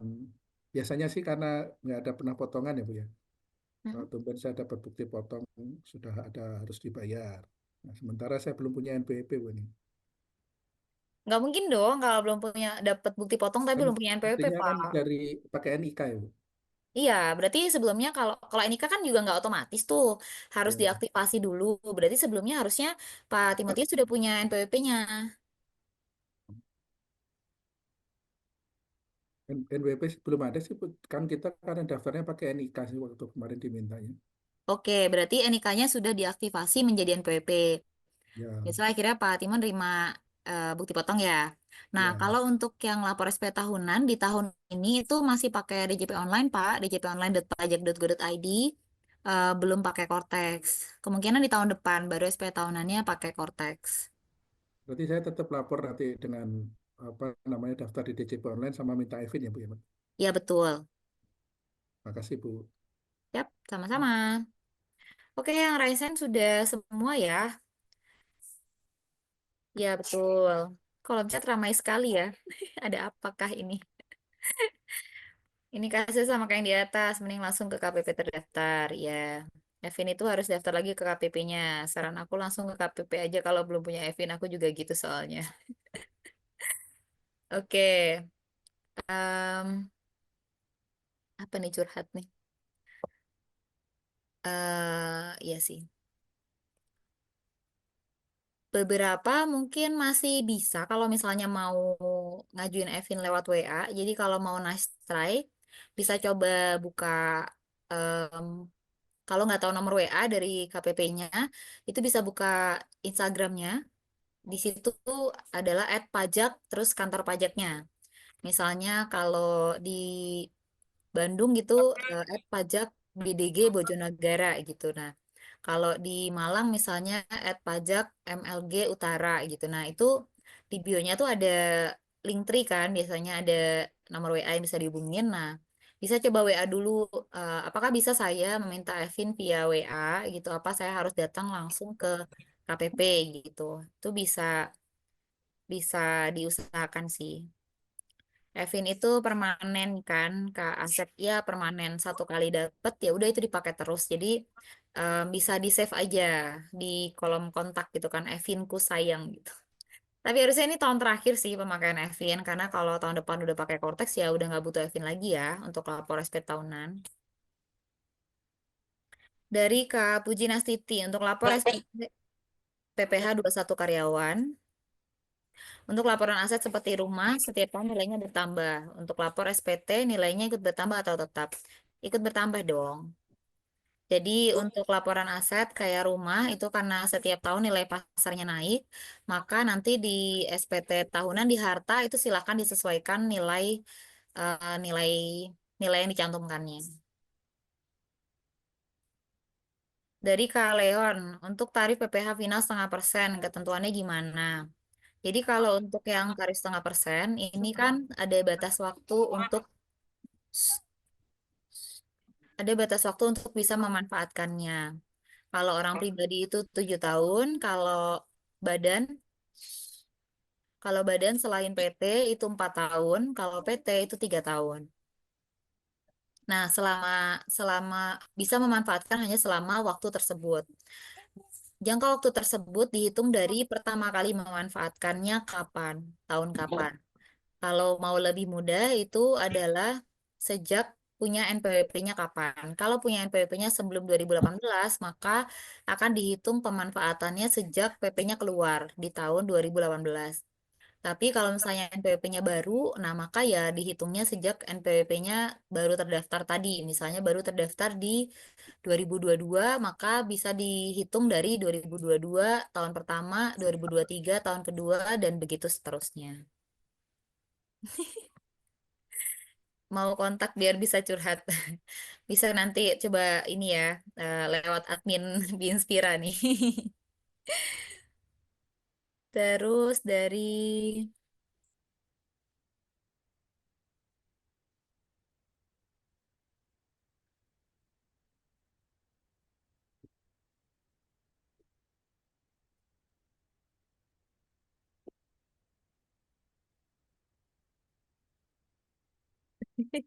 Kak Aprianto nih, misal wajib pajak OP dapat bukti potong yang jadi kredit pajak, tapi bikin status lebih bayar. Oke, berarti gedean kredit pajaknya ya. Kalau bukti potong tersebut nggak dilaporin atau lupa, apa ada sanksinya? Nggak ada. Kasus di saya pribadi. Ini Kak Rizky dari tadi banyak kasus nih. Udah banyak pengalaman nih. Iya sih, kalau nggak dilaporin atau lupa ya so far tidak ada sanksinya ya, karena sebenarnya karena pelaporan di Indonesia itu self assessment ya, jadi data yang diterima dari wajib pajak itu ya udah dianggap benar, lengkap dan jelas gitu kan, kecuali ada data temuan yang mengatakan lain. Nah, masalahnya dengan populasi penduduk Indonesia yang 276 juta ini ya, untuk menemukan data temuan tertentu atas satu WP itu kayaknya sangat muskil gitu kan. Tapi tidak menutup kemungkinan karena kan sekarang sudah ada AEOI, ada apa Automatic Exchange of Information, jadi udah ada pertukaran data antara instansi, lembaga, asosiasi dan pihak lain. Jadi em, bisa jadi nanti teman-teman bisa dapat surat cinta. Surat cinta ini kan macamnya banyak ya. Ada STP, surat tagihan pajak, ada SKP, surat ketetapan pajak. Nah, kalau yang dua itu biasanya ada nilai uangnya. Ada em, ketika itu terbit maka akan mencatatkan tunggakan di NPWP-nya atau di NIK-nya teman-teman. Tapi ada juga yang bentuknya adalah SP2DK, surat permintaan penjelasan atas data dan keterangan. Nah, kalau misalnya ditemukan data temuan, biasanya dari AR itu akan mengirimkan namanya SP2DK. Jadi semacam konfirmasi. Eh, saya aja pernah dapat gitu kan. Jadi saya dapat SP2DK karena saya tidak melaporkan harta saya berupa rumah. Jadi ada rumah yang atas nama saya, tapi saya nggak laporkan di SP tahunan. Nah, itu akhirnya saya dihimbau, enggak sih, nggak dihimbau, lebih ke dikonfirmasi, ini beneran punya kamu apa bukan, gitu kan. Nah, kalau misalnya nerima surat cinta semacam SP2DK, nggak usah panik. Jadi bisa langsung direspon aja si SP2DK-nya sesuai dengan apa yang dipermasalahkan di SP2DK itu. Misalnya dalam kasus saya rumah, saya kemudian mengonfirmasi, biasanya bisa pakai surat, bisa mau balas surat lagi, atau bisa lewat telepon. Biasanya di surat itu ada telepon yang disertain. Nah, itu tinggal menyampaikan aja si harta yang dikonfirmasi tadi responnya apa gitu. Kalau dalam kasus saya, rumahnya benar atas nama saya, tapi itu merupakan harta hibah. Nah, hibah sama waris kan bukan objek pajak ya. Tapi memang kelalaian saya tidak melaporkannya di SPT tahunan. Jadi saya harusnya melakukan pembetulan SPT tahunan orang pribadi.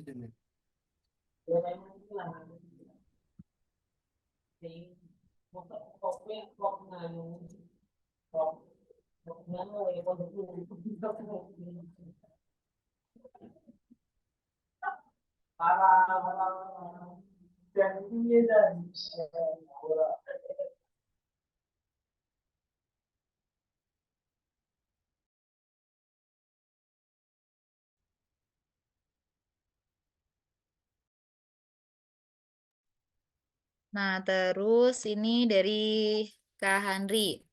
Untuk harta yang dimasukkan di daftar harta SPTOP itu bukannya harga perolehan ya. Kak Handri ini sebenarnya masih jadi perdebatan di internal kami pun. Ada beberapa yang berdapat itu di menggunakan harga perolehan gitu kan, sesuai dengan diperolehnya kapan, karena ada tahun perolehan.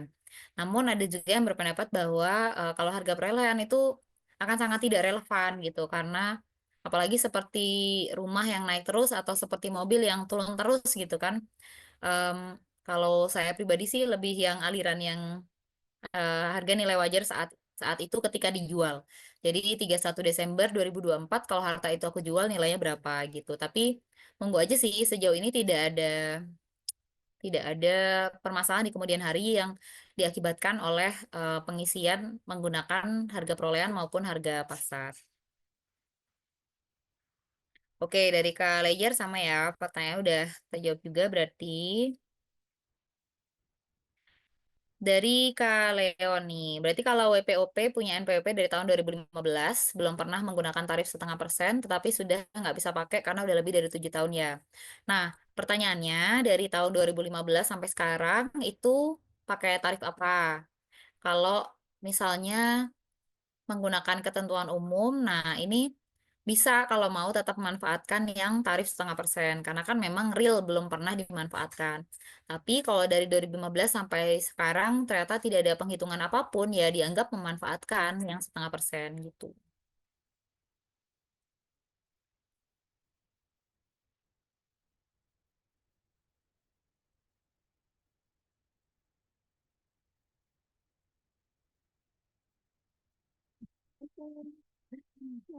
Hmm? Oke, dari Kak Paulina Superta. Perusahaan tempat saya kerja tahun 2024 nih masih UMKM PPA final. Ada sukat PP 55 yang berakhir di tahun 2024. Di bulan Desember 2024, perusahaan kami ada transaksi sama PTA dan udah kami lampirkan bukti sukat dan billing serta bukti pembayaran PPA final setengah persen. Oke. Di tahun 2025, PTA melakukan proses pembayaran yang di mana invoice tersebut dipotong PPh 23 karena sukatnya udah habis masa berlakunya dan PTA tersebut bayar di 2025 jadi nggak berlaku lagi sukatnya. Apakah PPh 23 tersebut dapat dikreditkan di SPT tahun 2025 dan apakah akan kontra dengan SPT tahun 2025, Bu?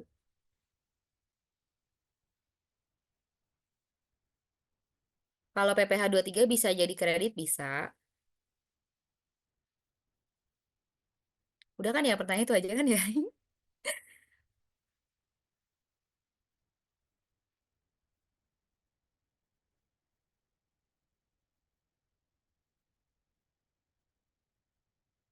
Dari Kak Wiryono. Untuk CV mau bayar PPN final, bisa nggak? Yang setengah persen itu apa daftar dulu atau dapat setengah persen, apa nggak usah daftar langsung bayar setengah persen? Kalau baru pertama kali manfaatkan, belum 7 tahun, itu langsung aja, nggak usah daftar. Langsung dianggap menggunakan setengah persen.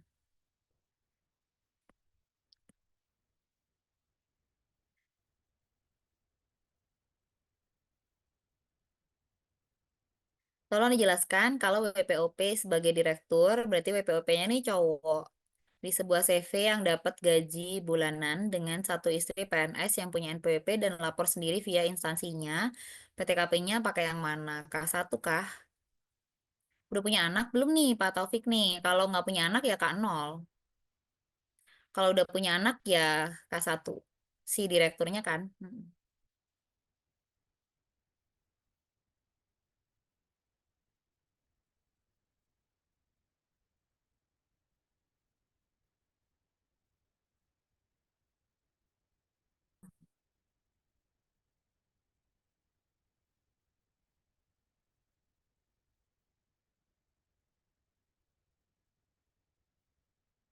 Kak ada anak ya berarti K-nya K1 atau K2 sesuai dengan tanggungannya.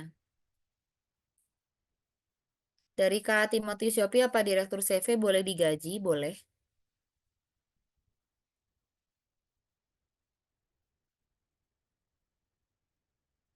Dari Kak Andri, apakah layanan untuk pengajuan normal bagi pekerja bebas di Kortek udah bisa diakses? Mengingat batas waktu pengajuan 3 bulan dari awal tahun. Belum bisa diakses, jadi sementara Kak Andri bisa ngajuin manual aja ke KPP.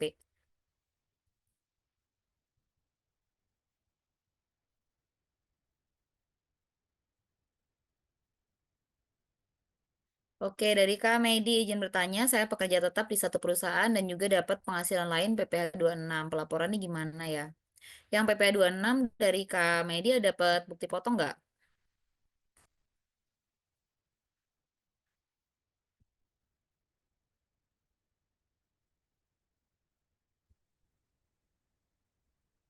Dapat itu Bu infonya Bu. Oh, dapat ya. Berarti nanti PPh 26 ini kan berarti diterima atau diperoleh wajib pajak luar negeri dari Indonesia.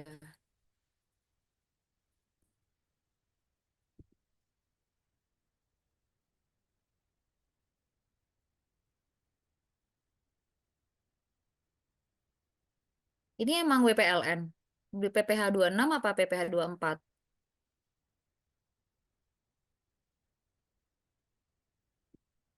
Kalau wajib pajak, kalau WNI biasanya kalau dapat penghasilan dari luar kan dipotongnya PPh 24. Kalau PPh 26 nih buat WPLN.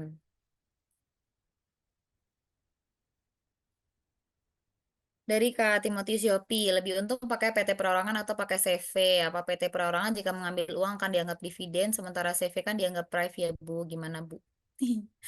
Ya, ini udah dijawab sendiri sih. Kalau PT Perorangan sama CV, beda pelakuannya kan cuma di dividen itu aja sih Pak Timotius ya. Kalau untuk yang lain-lain tuh sama sebenarnya kewajibannya sama-sama jadi badan soalnya.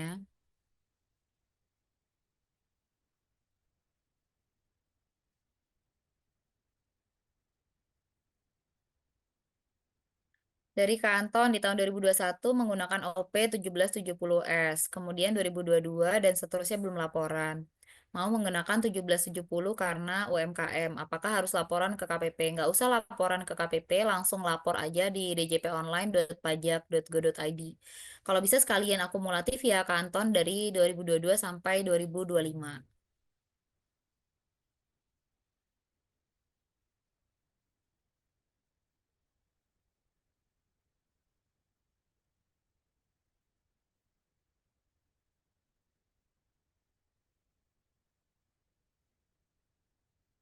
Dari Kak Wiryono kemarin saya coba lapor SPT yang 0,5%, itu nggak ada yang 11%, itu gimana? Apa tetap saya bayar 0,5%? Ini konteksnya badan yang fasilitas 0,5%-nya udah habis ya, Kak Wiryono ya.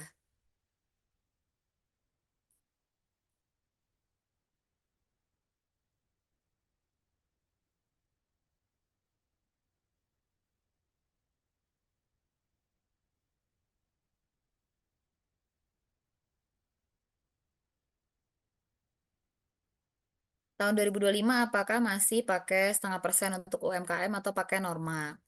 Nah, ini ngomongnya kan bakal diperpanjang nih kanton untuk yang usahawan OP. Cuma sampai sekarang emang belum ada dasar aturannya gitu. Jadi bingung juga sebenarnya mau menyarankan wajib pajak nih pakai yang mana. Kita juga masih nunggu aturannya gimana.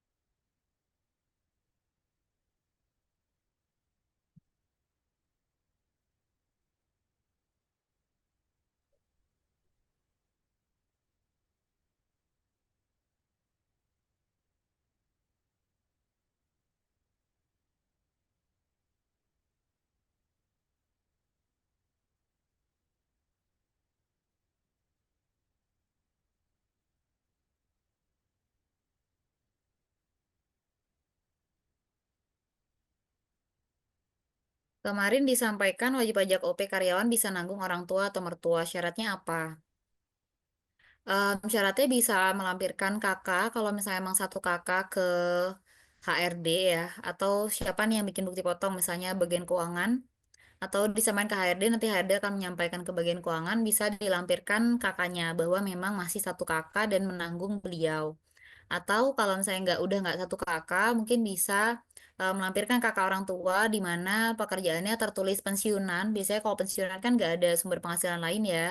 Jadi ikut ditanggung oleh Kak Timotius. Nah itu nanti bisa disampaikan agar supaya bukti potongnya tadi diubah menjadi punya tanggungan gitu. Jadi syaratnya sebenarnya nggak ada yang baku, bisa disertakan bukti pendukung apa saja yang bisa me- mendukung fakta tersebut bahwa menanggung orang tua atau mertua gitu. Kalau misalnya tadi di di kakak nggak serumah, terus di kakak orang tua tulisannya bukan pensiunan, nah itu kalau misalnya tulisannya bukan pensiunan atau tidak bekerja, takutnya dianggap bukan jadi tanggungan gitu. Tapi kalau mau tetap menjadi tanggungan, bisa menggunakan surat pernyataan bermaterai.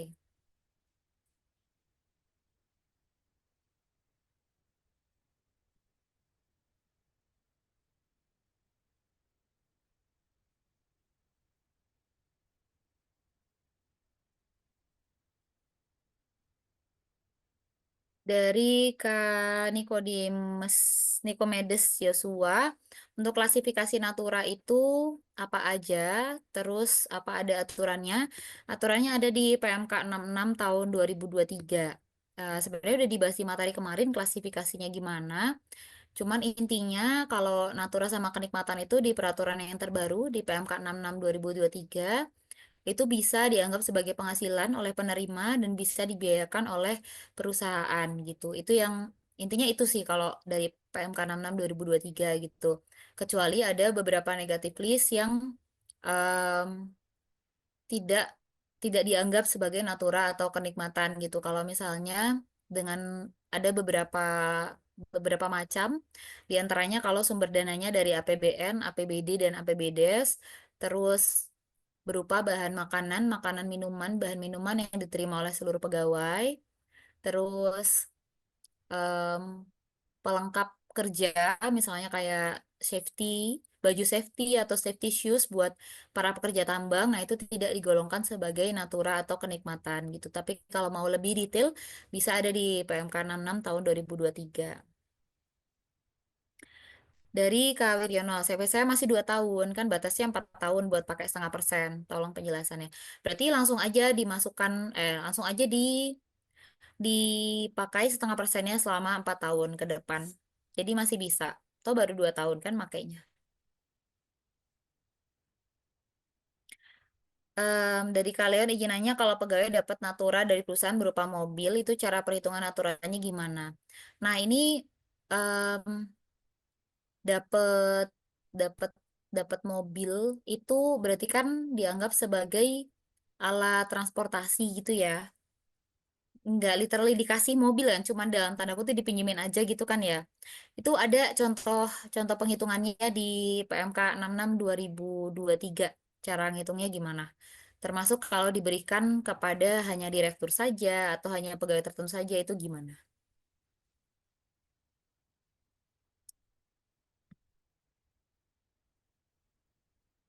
Sebenarnya ada sih materinya. Bentar ya, coba aku cariin.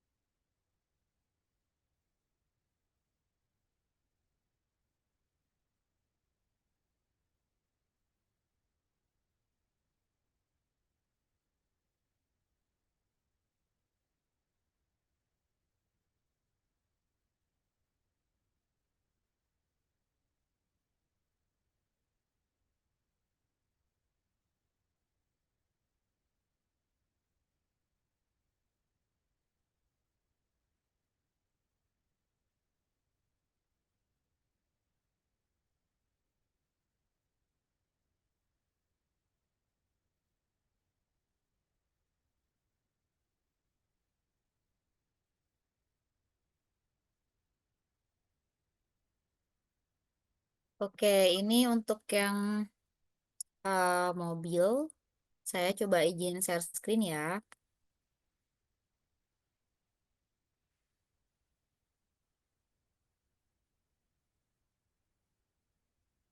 Nah, jadi kalau mobil itu em, digolongkan sebagai natura dan kenikmatan dengan jenis batasan tertentu, itu ada termasuk di dalamnya ada mobil. Nah, ini ya, nomor 8 fasilitas kendaraan dari pemberi kerja. Batasannya adalah diterima atau diperoleh pegawai yang satu, tidak memiliki penyertaan modal pada pemberi kerja. Kedua, memiliki rata-rata penghasilan bruto dalam 12 bulan terakhir sampai dengan 10 juta per pegawai per bulan dari pemberi kerja. Nah, ini batasannya. Nah, maka ada contoh soalnya.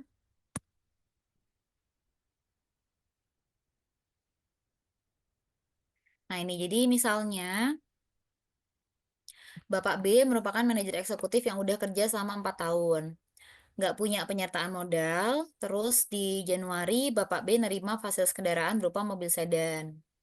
Nah, diketahui datanya Bapak B itu penghasilannya dalam di bulan Januari, Februari, Maret itu nilai penghasilan selain fasilitas kendaraan itu adalah 80 juta, 90 juta, 100 juta. Nah, ini kan di atas 10 juta ya. Berarti bisa dianggap penghasilan sebagai pegawai, terus bisa dibiayakan oleh perusahaan. Nah, di sini nilai fasilitas kendaraan dalam Rp20 itu di, disetarakan dengan 20 juta di bulan Januari, kemudian 22 juta di bulan Februari, dan 21 juta di bulan Maret. Nah, nilai fasilitas ini bisa dari nilai perawatan mobilnya, kemudian bensin yang digunakan, atau apakah ada sopir yang disertakan bersama mobilnya. Nah, ini perhitungannya bisa disesuaikan oleh perusahaan gitu. Atau misalnya dimasukkan juga sekalian pajak kendaraan dalam 1 tahun, terus dibagi 12 gitu. Nah, ini nanti ketemu nilainya gitu kan. Nah, akhirnya di di penghasilannya Pak B itu diketahuilah data-data ini.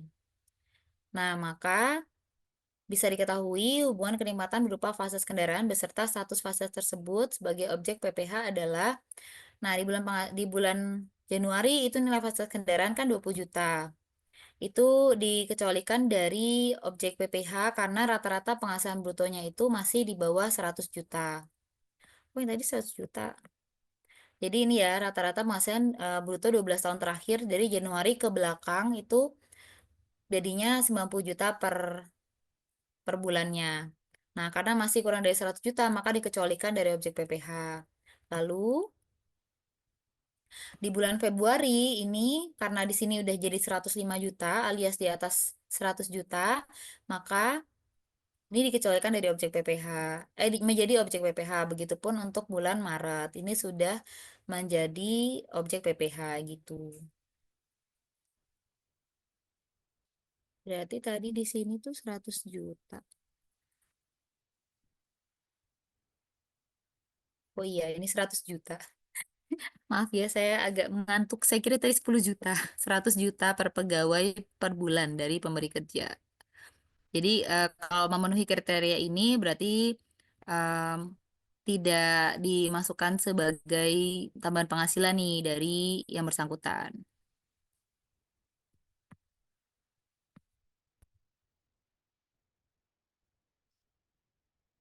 Nanti materinya dikasih kok. Nanti saya serahkan lewat admin ya, Kak Noval.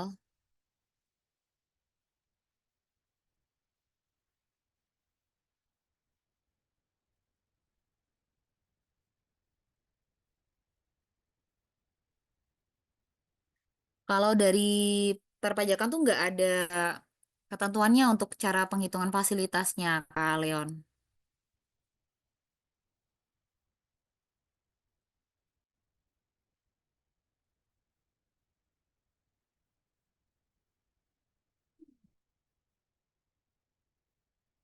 Sebentar, ini yang em, izin bertanya tentang asuransi yang diberi pemberi kerja. Apakah termasuk BPJS Kesehatan dan BPJS Ketenagakerjaan JHT? karena perusahaan menanggung 4% untuk BPJS Kesehatan dan BPJS Ketenagakerjaan JHT 3,7% dari gaji. Asuransi yang diberi pemberi kerja.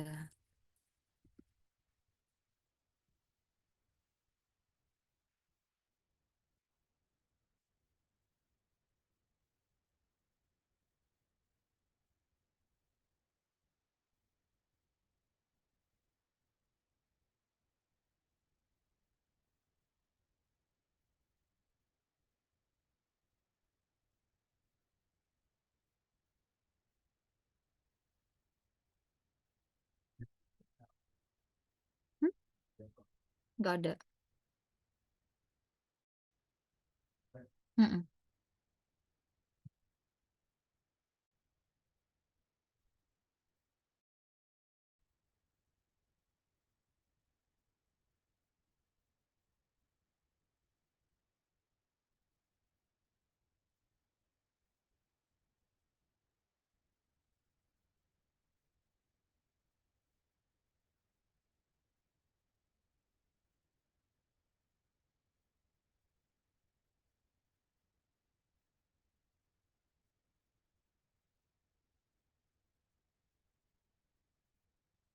Asuransi yang diberi pemberi kerja termasuk BPJS Kesehatan dan BPJS Ketenagakerjaan JHT.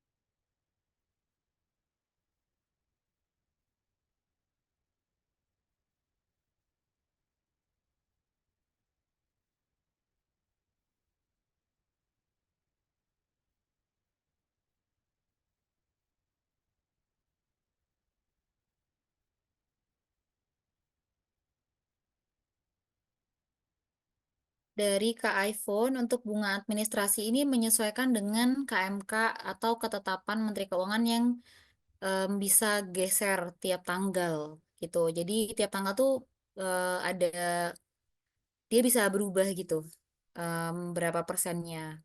Biasanya ada yang ditetapkan. Jadi bisa dicek mungkin untuk ketika transaksi itu terjadinya ketika terjadinya transaksi itu KMK-nya lagi berapa gitu. Range-nya sih kalau di Februari ini antara 0,59% sampai 2,26%. Nah, tapi ini kan udah lewat ya tahun-tahunnya nih. Nah, mungkin bisa dicek di waktu-waktu tersebut perhitungan tarif bunga administrasinya berapa.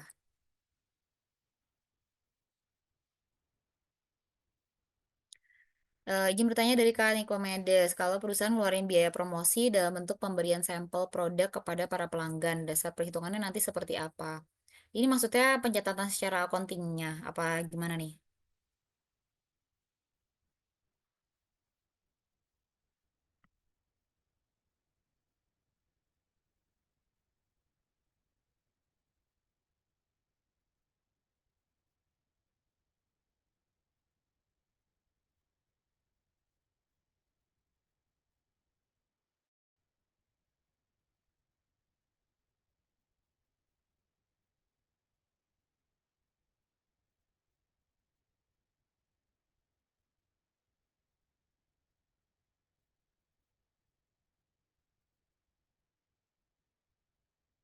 Kalau biaya entertainment tadi dikategorikan sebagai biaya untuk 3M, maka bisa dibiayakan oleh perusahaan.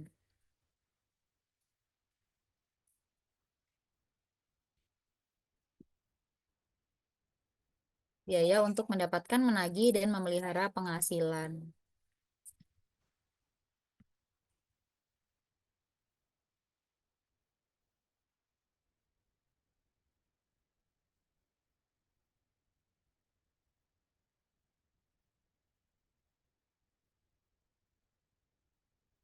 Ini ya, sebentar.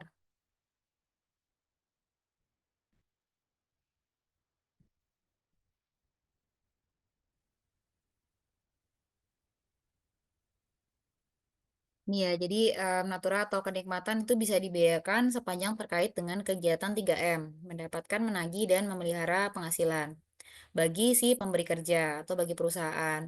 Kemudian merupakan objek PPh bagi pegawai atau penerima. Nah, ini tadi batasannya untuk natura dan kenikmatan yang bukan objek pajak, itu yang penyediaan Mamin bagi seluruh pegawai, terus natura kenikmatan di daerah tertentu, natura kenikmatan karena keharusan pekerjaan, misalnya kayak tadi perlengkapan safety untuk yang kerja di tambang, terus yang bersumber dari APBN, APBD, dan APBDes, lalu natura atau kenikmatan dengan jenis dan atau batasan tertentu termasuk tadi yang mobil. Ini di PMK 66 tahun 2023.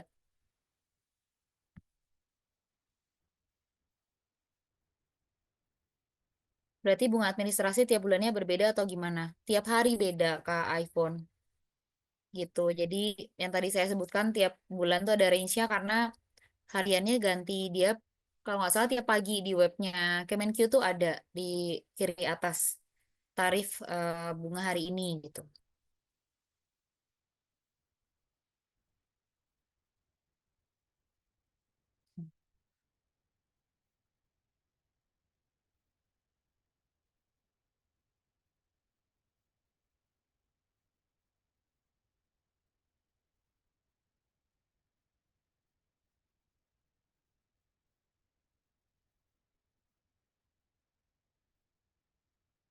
Kalau yang biaya promosi dalam bentuk pemberian sampel produk tadi terkait selama kegiatannya terkait 3M bisa dijadikan biaya ya kalau buat di perusahaan, Kak. Secara accounting juga sama sih. Masuknya jadi beban di biaya promosi nanti mengurangi laba, mengurangi pendapatan.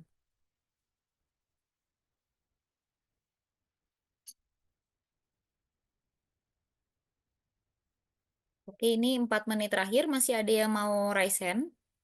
Saya masih nyari-nyari lagi nih, nyekrol-nyekrol di kolom chat.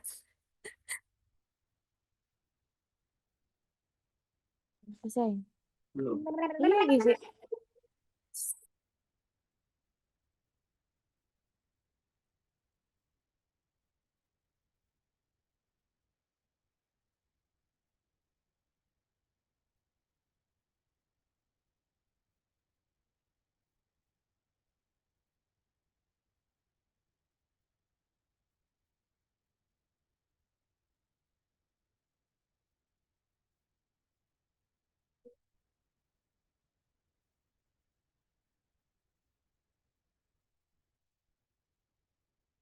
Pakai pempes. Sudah. Sudah. Langsung ada di.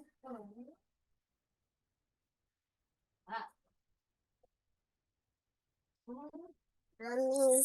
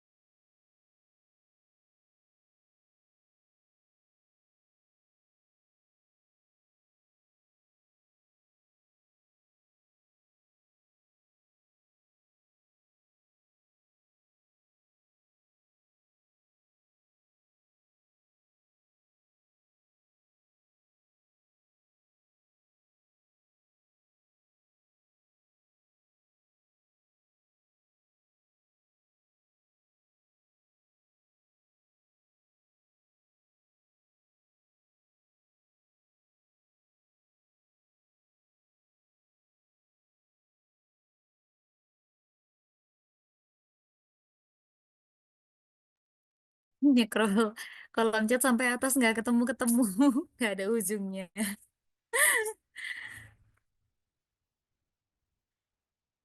Dari kami Ngata Fumi izin tanya kalau ada perusahaan ngasih THR di bulan Desember 2024. Oke, terus pertanyaannya apa nih Kak? Ini pernyataan Mas Ian. Kalau ada perusahaan ngasih THR di bulan Desember, ya. Terus gimana nih?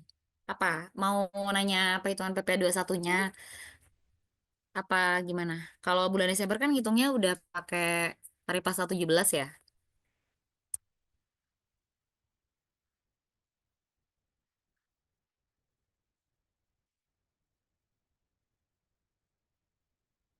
Jadi nanti silakan dihitung pakai tarif pasal 17 aja Kak Mingata Fuming. Baru nanti dikurangi dengan TER di Januari sampai November yang udah dipotong.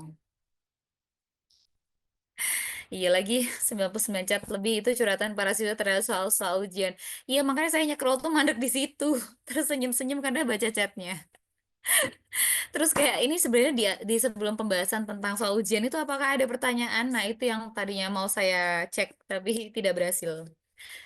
Dan sudah jam 9 masih ada satu yang raise hand. Oke Kak Desi mungkin terakhir ya. Nggak jadi.